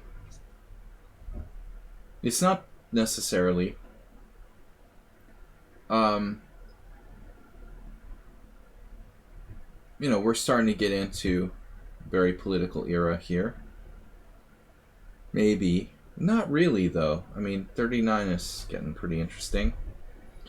Yeah, Black played passively with 98. Now 92. Very positional game by White. But I hate 98. I can't even begin to say how much I hate this move. Like, let's look with the engine. Do you think the engine is Stockfish going to suggest 98? I mean, this obviously is a move. Knight h5, trading off pieces, if you can. If I can trade pieces, you know, but I frankly don't really like h6. Do we have to play h6? The whole problem is, the whole system is stupid, because he should have played h6 before. And now, and the white bishop should have been on h4. Now it's on f4, where it's like causing all kinds of problems. And it's harder to exchange it off. If it was on h4, if the white bishop was on h4, we could be playing like knight e4 soon, and just trading all the pieces off. Like the game I was talking about, Evans versus Reshevsky. This is a badly played example after 98. Sorry. h6, it's a little late for that. Bishop f4, strong move. a6, okay. Rook f d1. Knight e8, what? Now what should he play here? Pretty much anything but knight e8. c5, rook e8. I mean, I would rather play bishop d6 than knight e8. You know, you're going to get a little bit tortured here. But seriously, how bad is this? Is this an absurd suggestion to play bishop d6? We have this weak pawn here. Are you sure this is so bad for black? Not so easy to exploit the pawn. I would rather do that than knight e8. It looks really weird. So we're on developing. Rook c1, bishop d6, now knight e2 supporting this. See the pressure here on c7? Queen e7.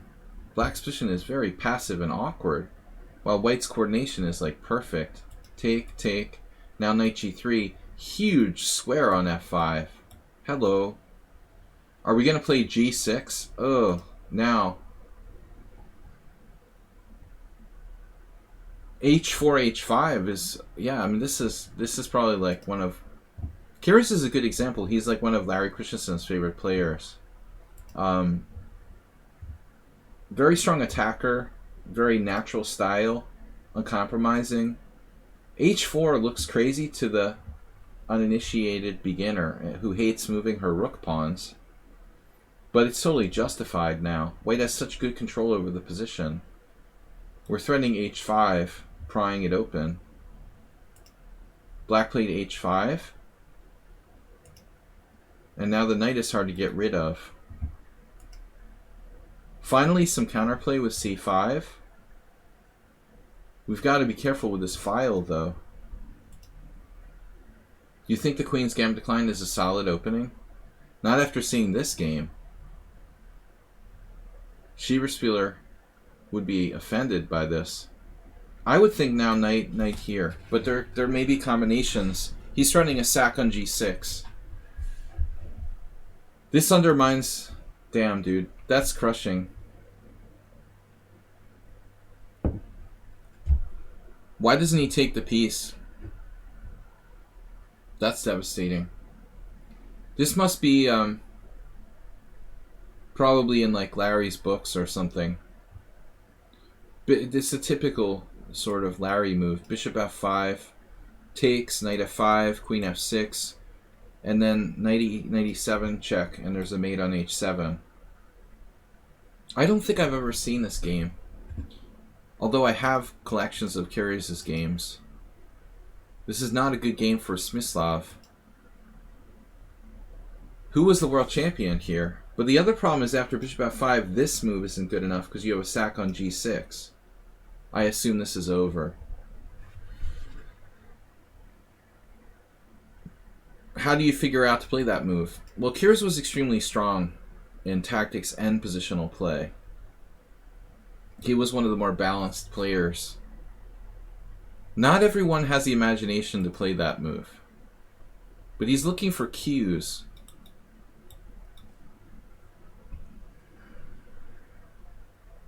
I think the main cue is a mate. When you see the idea, imagine the idea of a mate on h7. Then you reverse engineer how you can use that, and that's what he did. He said, wait a minute, if I play bishop f5 and white takes with a knight,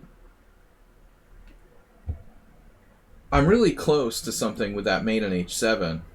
So he played some fascinating combinational games. I mean, average players wouldn't have found this.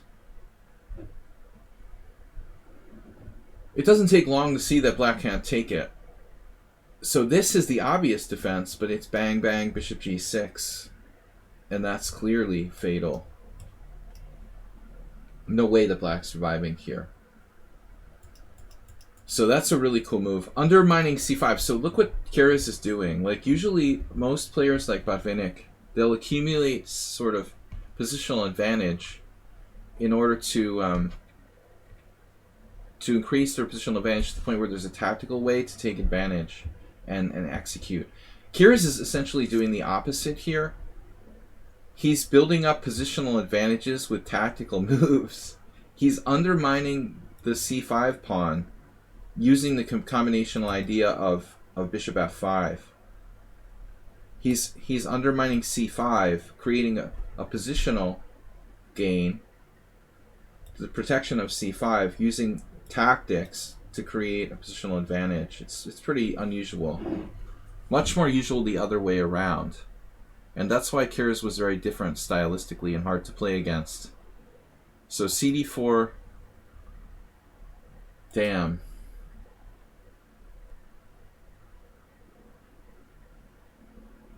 Interference theme. And it's all about that again. And there's knight h5. Oh man. Yeah, somebody's been reading Storming the Barricades or something. So if it's one of Larry's books. If bishop e6, king g7, knight h7 check, knight h5 takes, check, king f6, knight e4. I'm not so sure about this.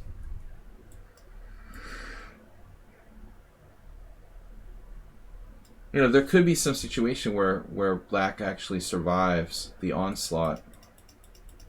The coordination of white's pieces is remarkable. So c5, beautiful game, bishop f5, cd4, crushing move bishop e6, threatening queen g6, d3, giving the pawn away, takes, knight e5, guarding g6. Again, it was like tactics to increase our positional advantage. After all that, we've gained an isolated pawn to play against on d5. Now he actually took the pawn, the piece, f4. So now black will have to give back the piece on g6. But the most impressive thing about this game is this, and this. All white's pieces are in the game. This is not, and this is not. So black has essentially two pieces that aren't playing, and that's why he's in desperate trouble.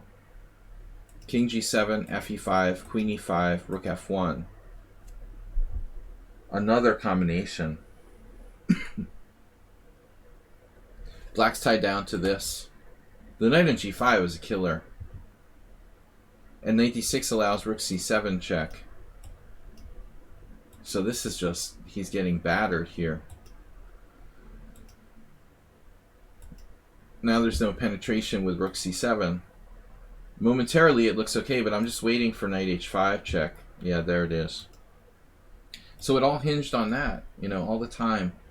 Princess Chess. The h7 mate was in his mind, you know, and all these variations, they all seem to come down to the h7. King h6, knight f6, and white's just these monster knights.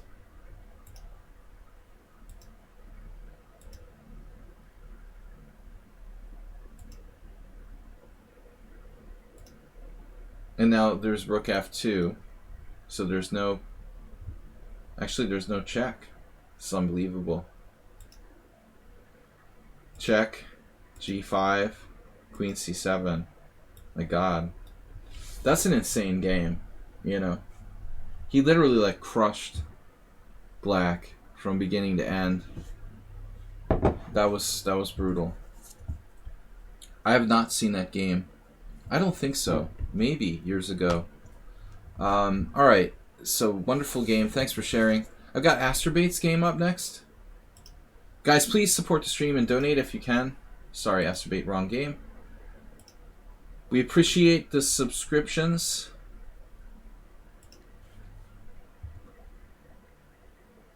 Tomorrow we're going to be back with Blitz.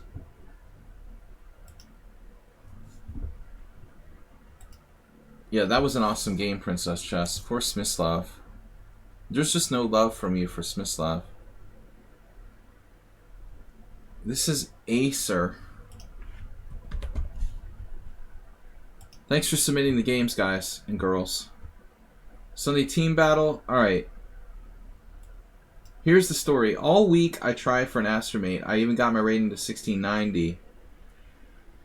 You pressed too hard and dropped more than 100 points.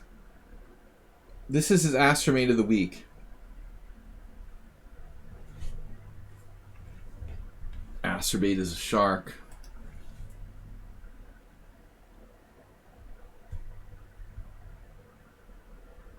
Alright. Shark. Chess shark. Let's go.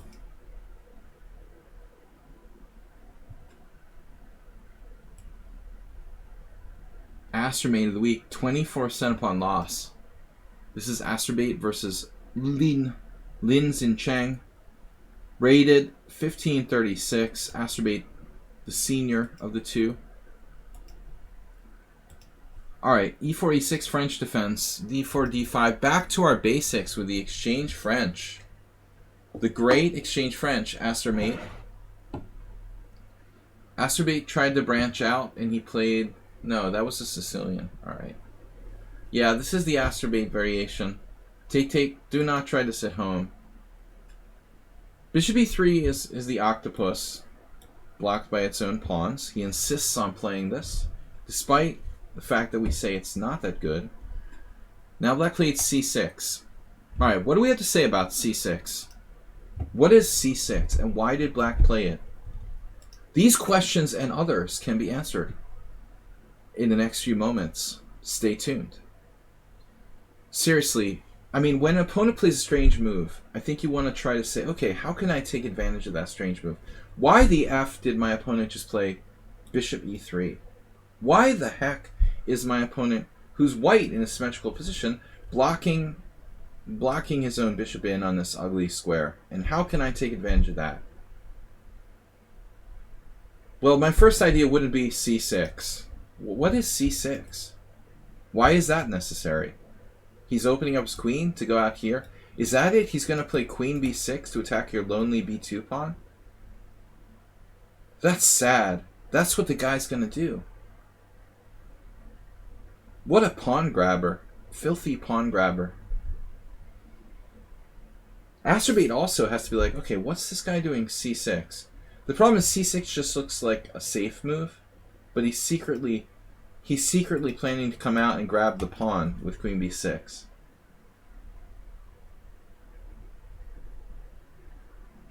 So what to do? I don't, man. I don't like bishop e3. And c6 isn't that bad. Knight d2 makes some sense. This is probably a good move, actually. You went wrong, though. The reason it's a good move is that after queen b6, you can play knight b3 and then step on him with a4, a5. That's like a Karo Khan theme. I don't know. I don't love this knight on b3, but I kind of like it. It's like active. We can try to gain some space. Maybe we can play with a square on c5. Under the circumstances, that's actually a London. This is like a London thing they do sometimes. They play bishop f4. The bishop gets hit. It comes back to e3. Then this knight goes out here. White could even possibly castle queenside in some setups. Sometimes White even plays like g3. Let's see how you handled this, right? What did you do? Okay. All right. It's interesting. This is kind of psycho. Acerbate is sacrificing a pawn. Not the worst thing I've ever seen, though. I'll tell you what I don't like about c4. You're not developing your pieces. Your kingside is completely at home. Of course, knight b3 didn't do anything to further that as well. We're going to meet a5 with a4. And it's a sort of standoff. It's an interesting position. I prefer knight b3. What I don't like is something passive like this. This just sucks. Rook's defending pawns, you know. I mean, his queen is actually sort of silly too. So it's not that bad. But, I mean, after something like bishop f5, I think black has a decent game. So, c4 is not so bad. He grabs the pawn. And now you played c5.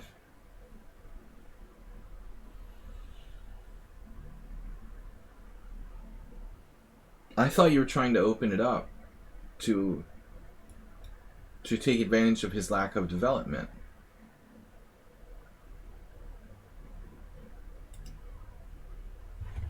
Something like developing knight f3. Maybe pawn takes pawn, but probably knight f3. But you played c5. Possible queen trap somewhere? But if I'm black, my first priority here is to get the heck out of there. So, it's pretty easy to see. He can go queen b4, and then simply walk back where he came from. Queen a5, back on the diagonal. Get that to safety. The other option is to play bishop f5, trying to mine this diagonal.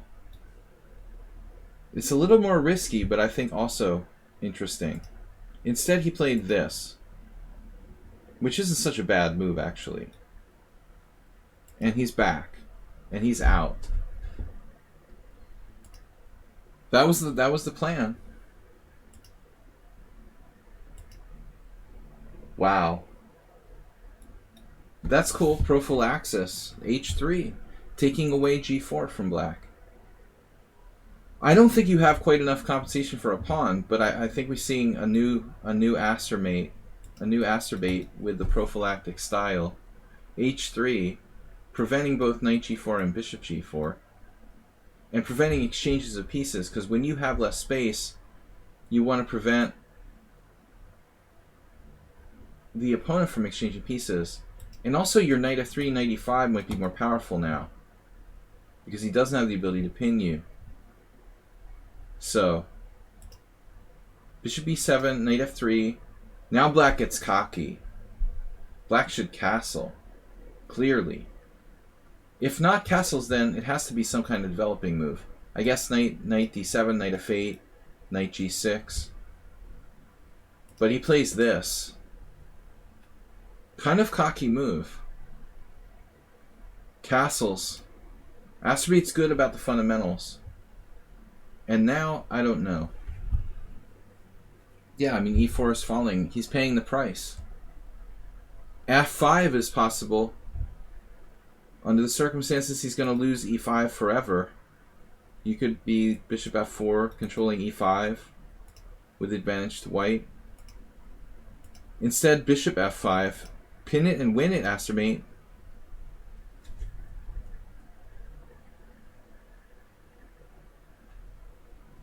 I'm surprised you didn't play queen c2. I guess it's not such a big deal. He can play knight d2. That's a problem. So queen c2, knight d2. Bishop f5, knight f3. Or maybe even knight f1. Maybe we don't have enough there. Funny that you, in that position, you would have kind of cool threats of this. Bishop c8. Bishop c8 could be an idea.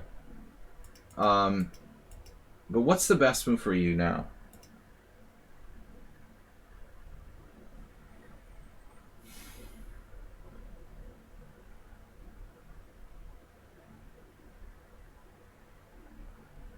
Do you have queen c2 anyway, and then take back with the bishop, and then he has to trade, and then you take, and then you pin him along the e-file?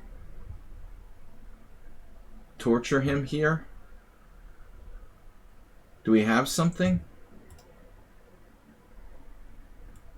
Not that clear. Is there a better move? Apparently rook e1. That's a hard move to find. It's like a Petrov. So I don't fault you for not finding that. That's a subtle move. Anyway, knight e5 instead. Here. And you finally exchange to focus on f7. Black should play maybe bishop takes to trade pieces. We didn't have the forethought to do that. This looks problematic. Now you went back. What is he going to do about f7? This is Astrobate being too fixated on his like patterns of play. Just put the bishop on the best square, man. Forget about the past. This is clearly the best diagonal. If I asked you what the best diagonal is, it's got to be this one. Look at that f7 threat. You played instead bishop e1. You're targeting e4, okay. And now f6, double exclamation point. Clearly a Ben Feingold student. Check. King h8. Check. And now, smothered mate. Check. King h8. Check. It took him almost all week to get this game. Rook takes, knight f7 mate. Good job. Alright, standard smothered mate. Nice job. Astrobate. 3 inaccuracies, 0 mistakes, 0 blunders. I'm thinking it's taking a little easy on you there. I think there were some mistakes. If we dig a little deeper, white made more than 3 inaccuracies. Bishop e3 is pretty bad. That's an inaccuracy in my book. But I guess other than that, you played pretty well. Alright, I'm a tough critic. We've got not clear on Sumer. Sumer sent some game to me this week, but I'm not sure if he intended it for the subscriber stream. We got Antoni up next with a serious game analysis. Really interesting game for tonight's analysis. Hanti Manzisk. Good old Hanti Manzisk.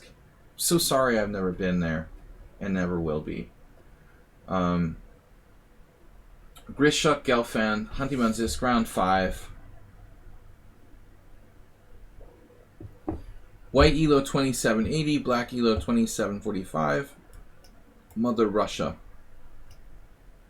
Can we copy and paste this?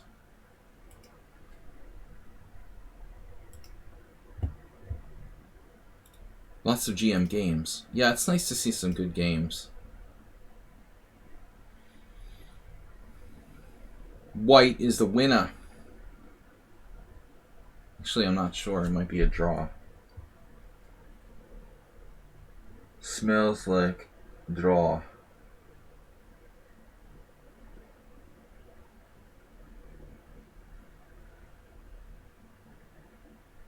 Alright, what are our colors again? Where do you want to study that? What are our colors again? You got Galfan black against Grishuk white.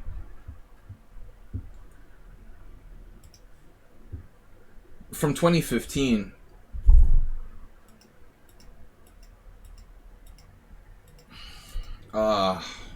God.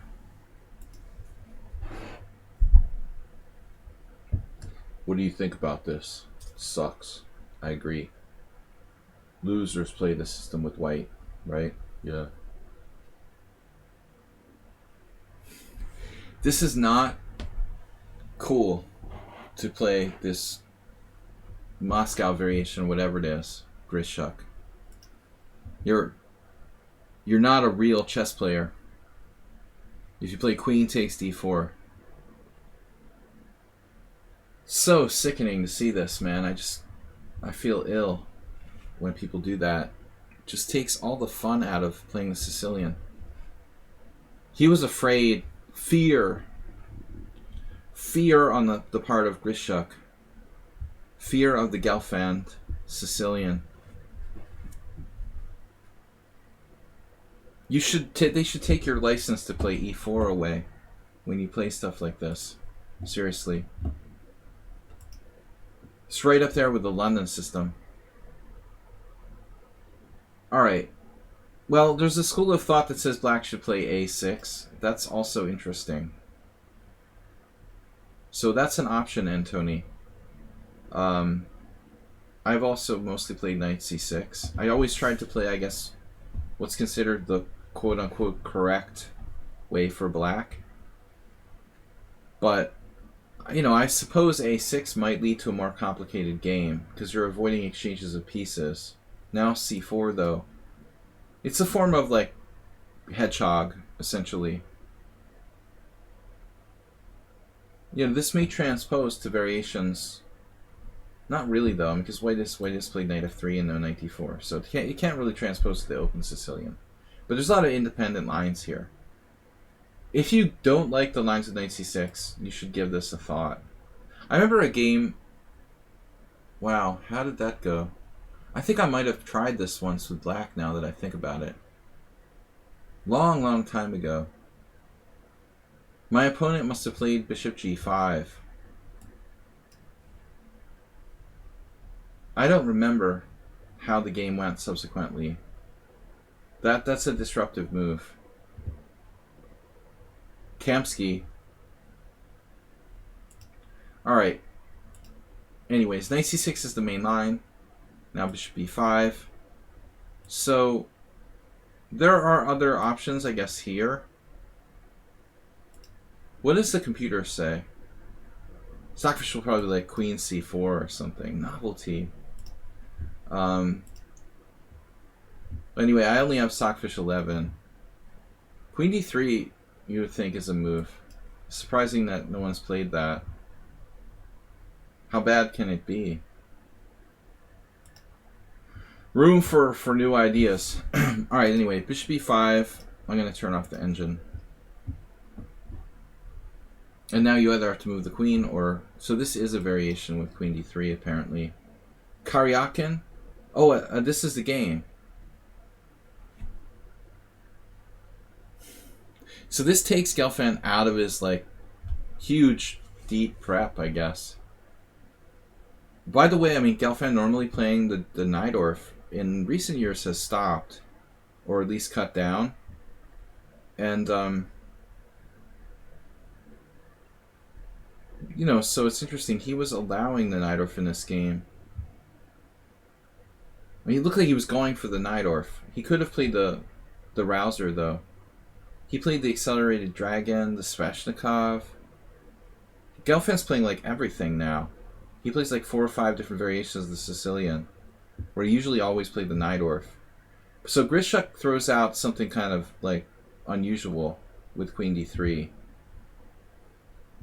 That looks like something Carlsen would play, honestly. I'm surprised there's no Carlsen games here. He loves, like, bishop e5. Kariaki Nakamura. So there's occasional games. But traditionally, all the theory is on bishop takes c6, bishop takes c6, and then either c4 or knight c3. Knight c3 being the more aggressive line, where oftentimes white might castle, and castle long. So that's the sharpest. Knight f6, bishop g5, e6, castles long, etc. Not so easy to play with black. I would be very familiar with this if you're going to play this line. Probably black is okay, but you have to be well versed. Alright, queen d3, taking him out of book, although Gelfand probably knows it. Knight f6, now bishop g5. Okay, I don't know anything about this. I'm just trying to think logically here. Knight f6 is clearly black's most logical move. What about white? I mean, c4 seems to make sense, playing a Marazzi. That's got to be the most logical. But bishop g5 seems somehow a little imbalanced. When is this knight going to come out?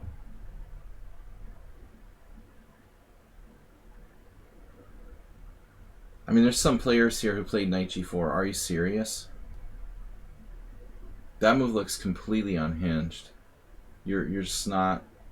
You're not even like obeying the rules of fundamental development. If you play knight g4, this is unbelievable. He played this. That looks completely bogus. I can't believe this is okay. Wow. Seems completely unprincipled, but maybe bishop g5 is wrong too. It's hard to believe that black can get away with knight g4.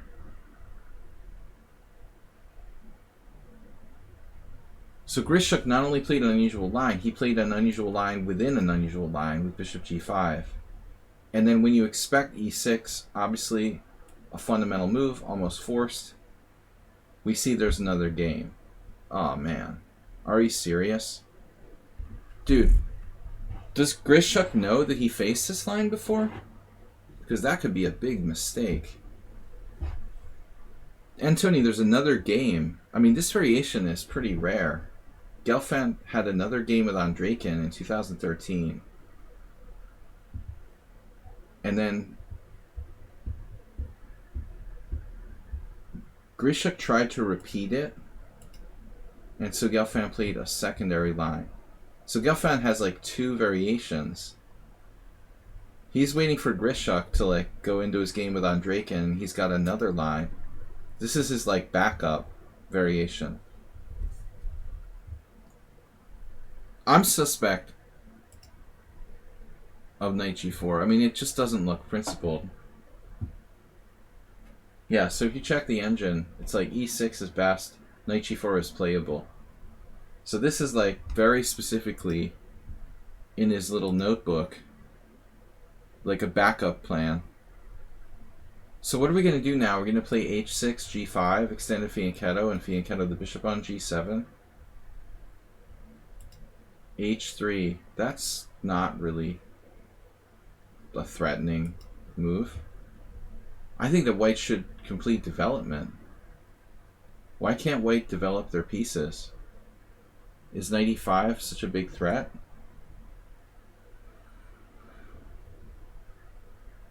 How about something principled like castles? Like, just theoretically, can he castle? Is there something wrong with that? Like, develop? It's a good move. Wouldn't want to play like a fundamental move or anything. He played, I mean, I respect Grishuk, but man, h3 looks kind of lame.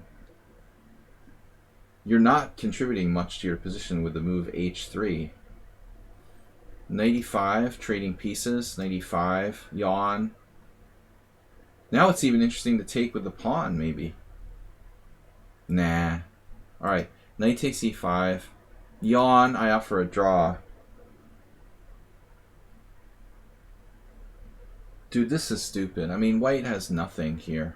There's no way. After h3, I can't believe he has something. Theoretically, he has a pawn on e4, and black's king still in the center. Maybe it is. Maybe he does. Just like 2 exchanges already. Very, very safe play by Grishuk. He's like not taking any risk whatsoever here. Queen b3. This pawn is white's advantage and the slight development lead. Now there's somebody who played queen c6, but I mean that's not the safest looking developmental move ever known to man. I like this principled move better. And now Grishuk here, another surprise. He seems to have something against castling. And he played a really bizarre move, knight a3. That is just super weird. I'm suspecting prearranged draw at this point. What is knight a3? Is this a blitz game or something? Wow, that's #1 move according to the engine. Are you serious? What a bizarre move. It's still thinking knight a3. It looks like anything else is more natural. Castles, knight d2. Knight a3. That's hard to believe that he like prepared this position that far. I would seriously doubt it. So knight a3 is actually a good move. Wow.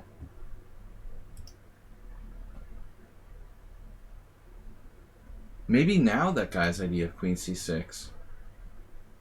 I kind of assumed like white was going to sack a pawn, by the way, in the other line with queen c6. White played knight d2, but what if white were to sacrifice a pawn? That looks interesting. This is like the old Aster mate. I'm not really down with taking that pawn. It looks like you're going to get in trouble.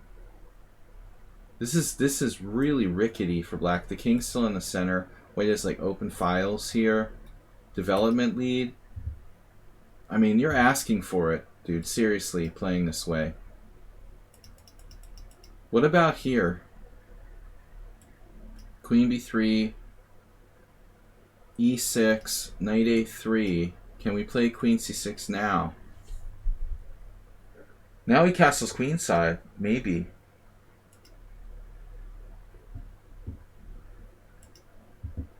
So Gelfand bishop e7, and there's no way that black can be better now. Sadly.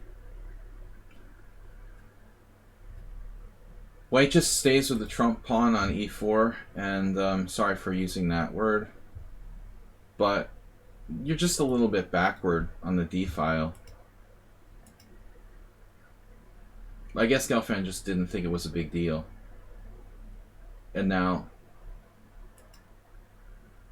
I expected queen d7 here, but maybe there's a tactical problem with castles queenside or something. It's not so simple anymore. That could be asking for trouble. So he has to play knight c6. The knight was vulnerable to f4 anyway. That's good. And now he's out of there. And it's nothing big deal. BFD. Gelfand totally fine.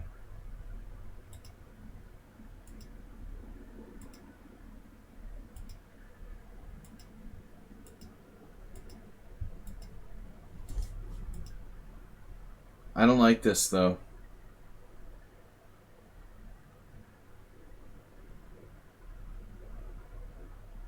We are going to push d4.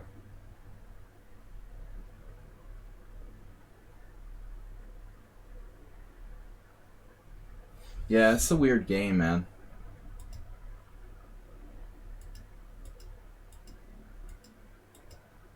It's a draw.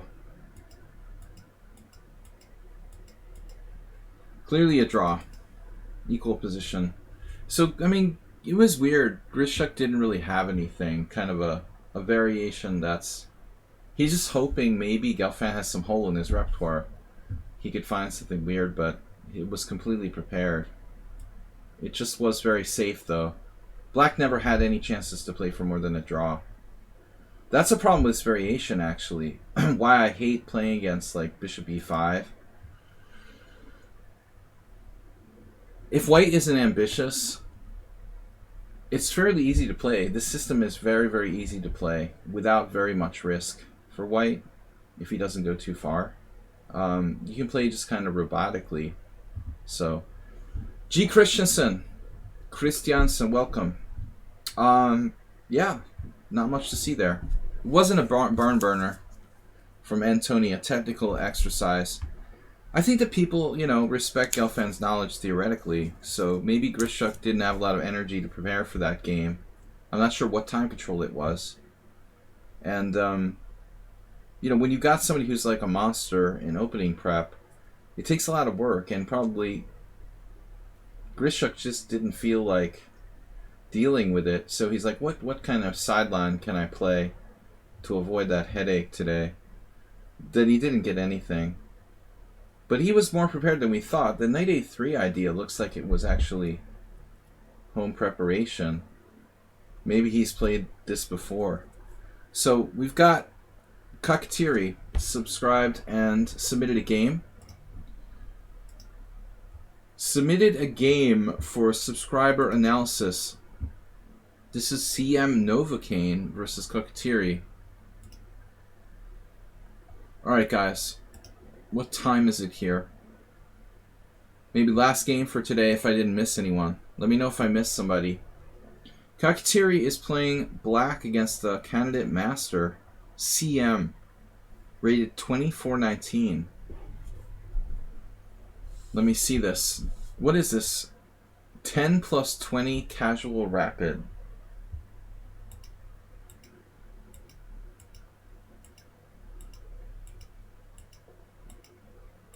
So this is called the same-ish variation, F3 castles.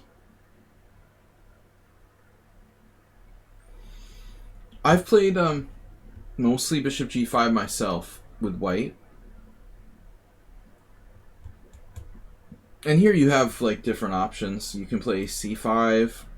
I think the best thing about bishop g5 though is that it pretty much like prevents any kind of lines with black playing traditionally e5.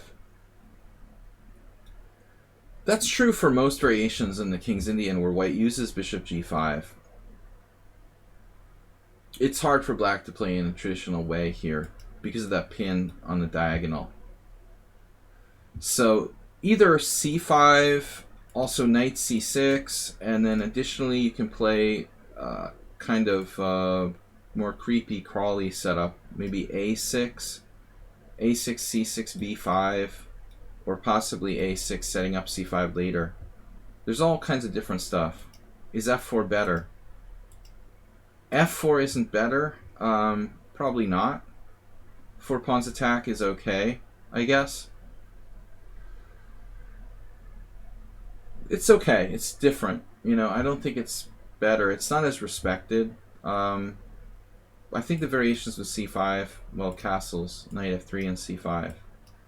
It's been pretty much worked out to be okay for black. I think f4 is a little riskier. Alright, f3, castles, bishop g5. Anytime you move your f pawn, you've got to be, with white, like pretty careful about your king's safety in the long run. Taking space is like real estate. It's like investing. You've got to be responsible for the space that you've taken, and weaker players are bad.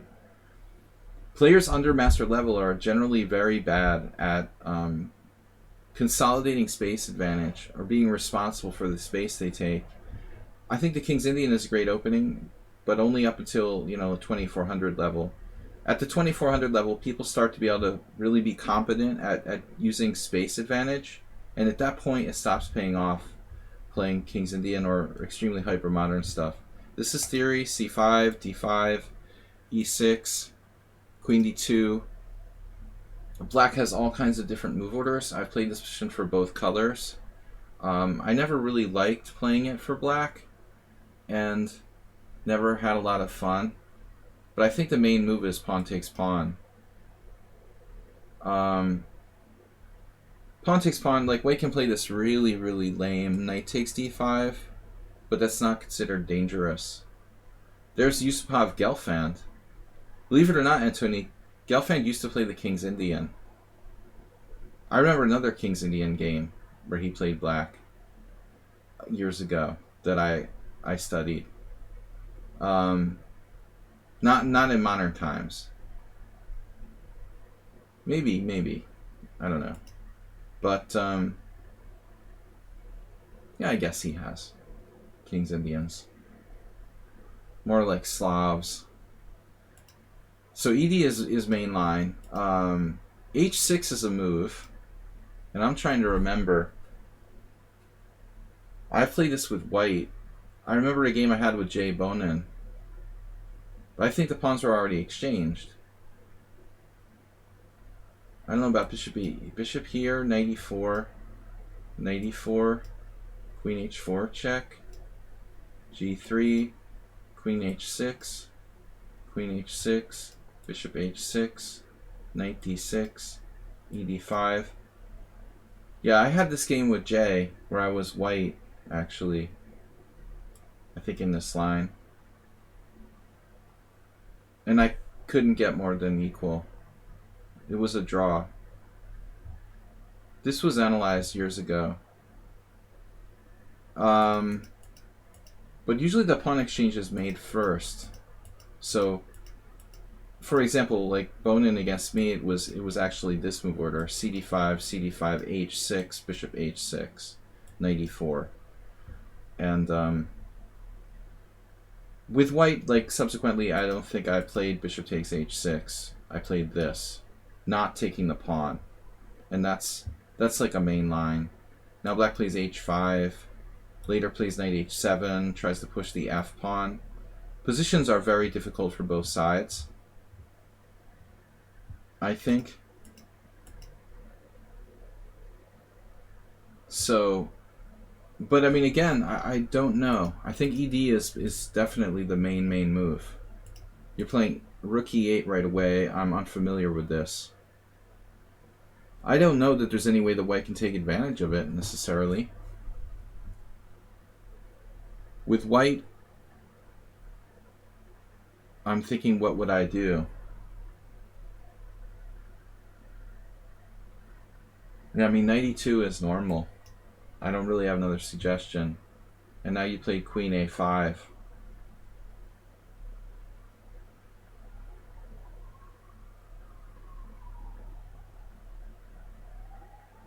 Rook e8 probably didn't help us that much. In this kind of line, I'm a little concerned about knight takes d5 becoming better and better. That recapture bothers me a little bit. You know, we can still try to do bishop e6. I guess maybe black's still okay. Let's see, here. We could try to play this, but white has threats of like queen f4 in some lines. This is kind of weird. So that's more or less why you should exchange on d5 first. Force white to take the c pawn, clarify the situation. Keeping the tension here leads to a random kind of weird position. Okay, queen a5.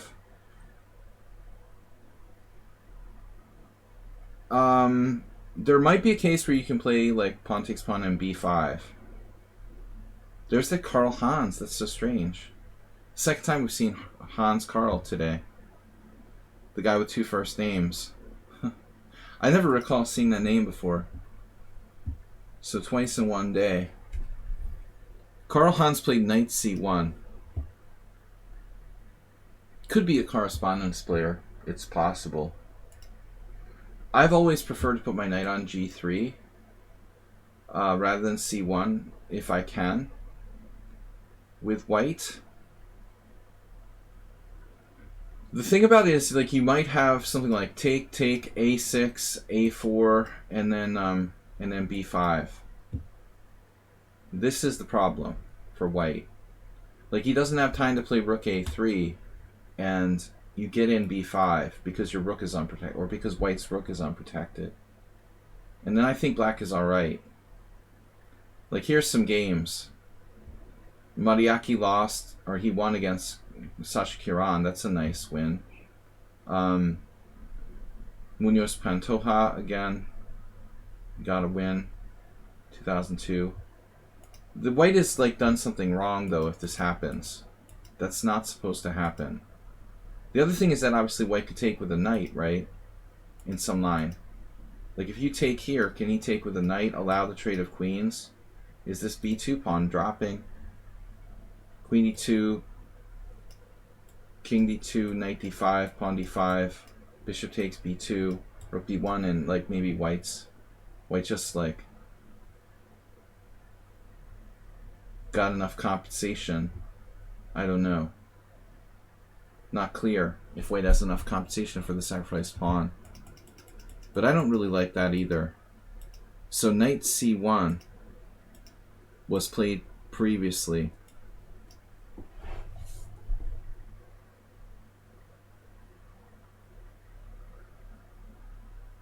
The other option is for white to play a4 right away, but I mean, that's strange to play that until black plays a6. We don't want, like, this happening necessarily. There's a game there too. What is white supposed to do here? I mean, taking this doesn't seem right. Can he just take a pawn? But this is hanging now. If queen d6, bishop c4, bishop f6, problem. Yes? Is this a problem? We're gonna just take your pawn?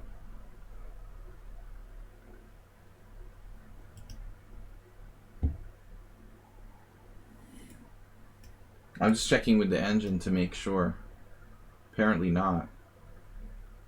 You just can't take the pawn on c4. Black plays knight c6, now the queen is endangered. Huh. Wow. Queen d2. And now you take the pawn. Black's doing fine. That's not easy to see for black, by the way. The computer wants to play this. It's on d6. So that's subtle. And then you've got problems with your d6 pawn. This is the refutation of queen a5. I mean, it is slightly unusual what black did, delaying the capture on d5. So you missed that opportunity. Queen a5. Now he did knight g3. Knight b5 is a strong move. Okay?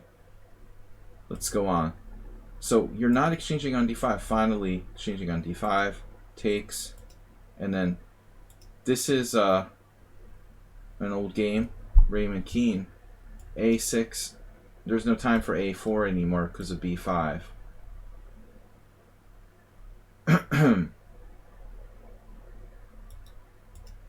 He managed to beat Jacobson, who's an IM who I played before, an older guy.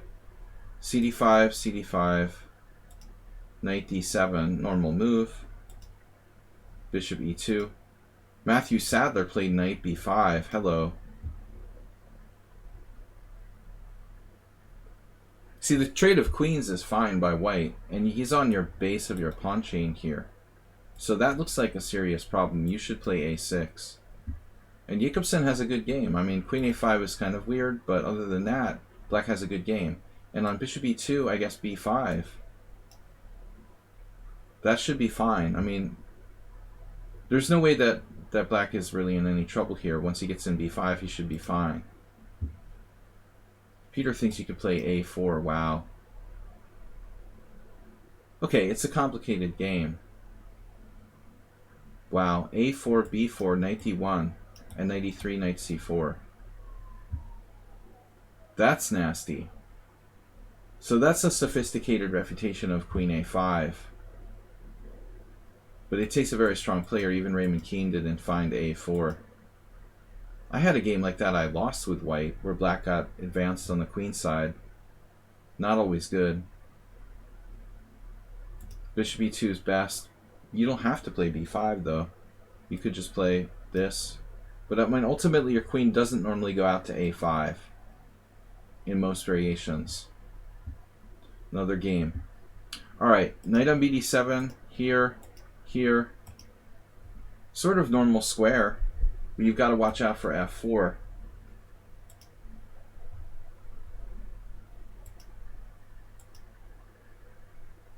So now you've got a normal position. Djurgadze versus Zapata. The very early game of Zapata was quite young. Both these guys were still young in '84. Alonso's a good player. He's a good old Indian player. He also plays the King's Indian. Rook b8, h3, and he's setting up f4. And then you realized your queen was on an awkward square. I mean, anytime you try to do something like this, your queen is going to get trapped. Oftentimes, you got to be very careful about that. Though it can work. Like, you might be able to exchange queens here on d4. Some variations, maybe the e4 pawn becomes weak. For example, a5, threatening this. Check.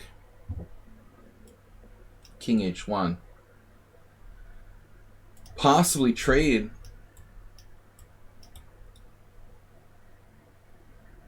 Black structure can get broken up. The computer thinks queen b4 was best. It's a dangerous move, though. You know, oftentimes people lose getting their queen trapped. I mean, I can understand you playing queen c7. And now bishop h6. That's an interesting move. Sometimes it's good, sometimes not. It depends.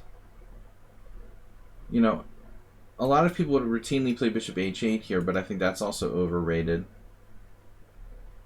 But you've got an issue with your knight on e5. What are you going to do with it? Sometimes you have to, like, sacrifice a pawn, maybe c4, and try to stick it on d3. For example. It might be time for c4. That's what you played. Bishop g7, king g7, and then f4. Pretty obvious, but I mean, he does weaken this square. There's some checks here, check here. Now you went back. I was thinking about stuff like this. Kind of typical Benoni, but I'm not liking this. Like, check, king h1, and then queen b2, and it looks bad. The center is just coming forward. White is clearly better. So we can't allow that. You went back. It looks like white is better. Then he just rolls too quickly. Classic idea. I guess white just had to prepare it better. The rolling pawns. I mean, he has the sealer sweeper with f5.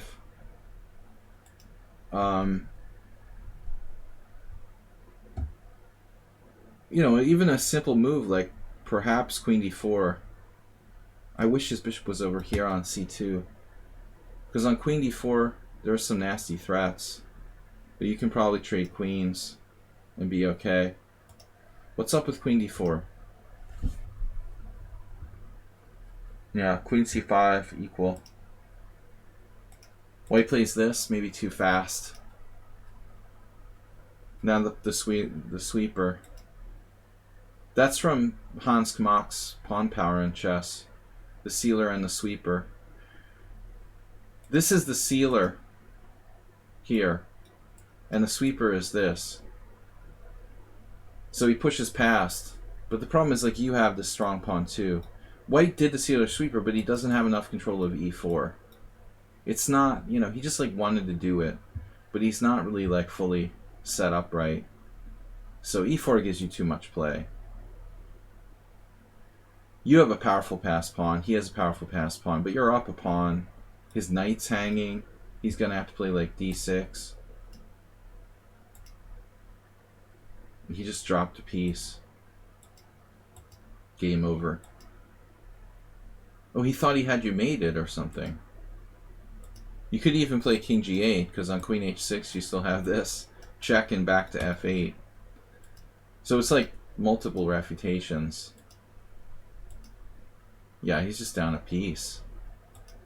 check here, rook e4. And I would probably, I would go on the side of caution here. But I guess rook d4 is okay. You could just retreat or something.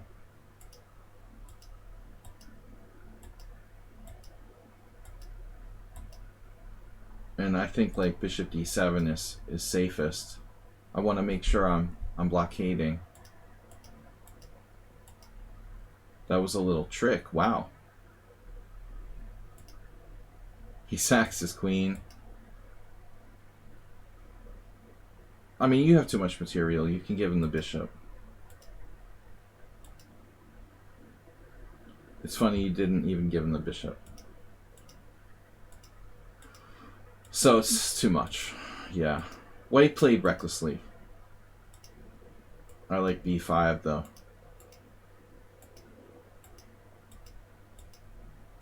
And it's over. So impressive game there.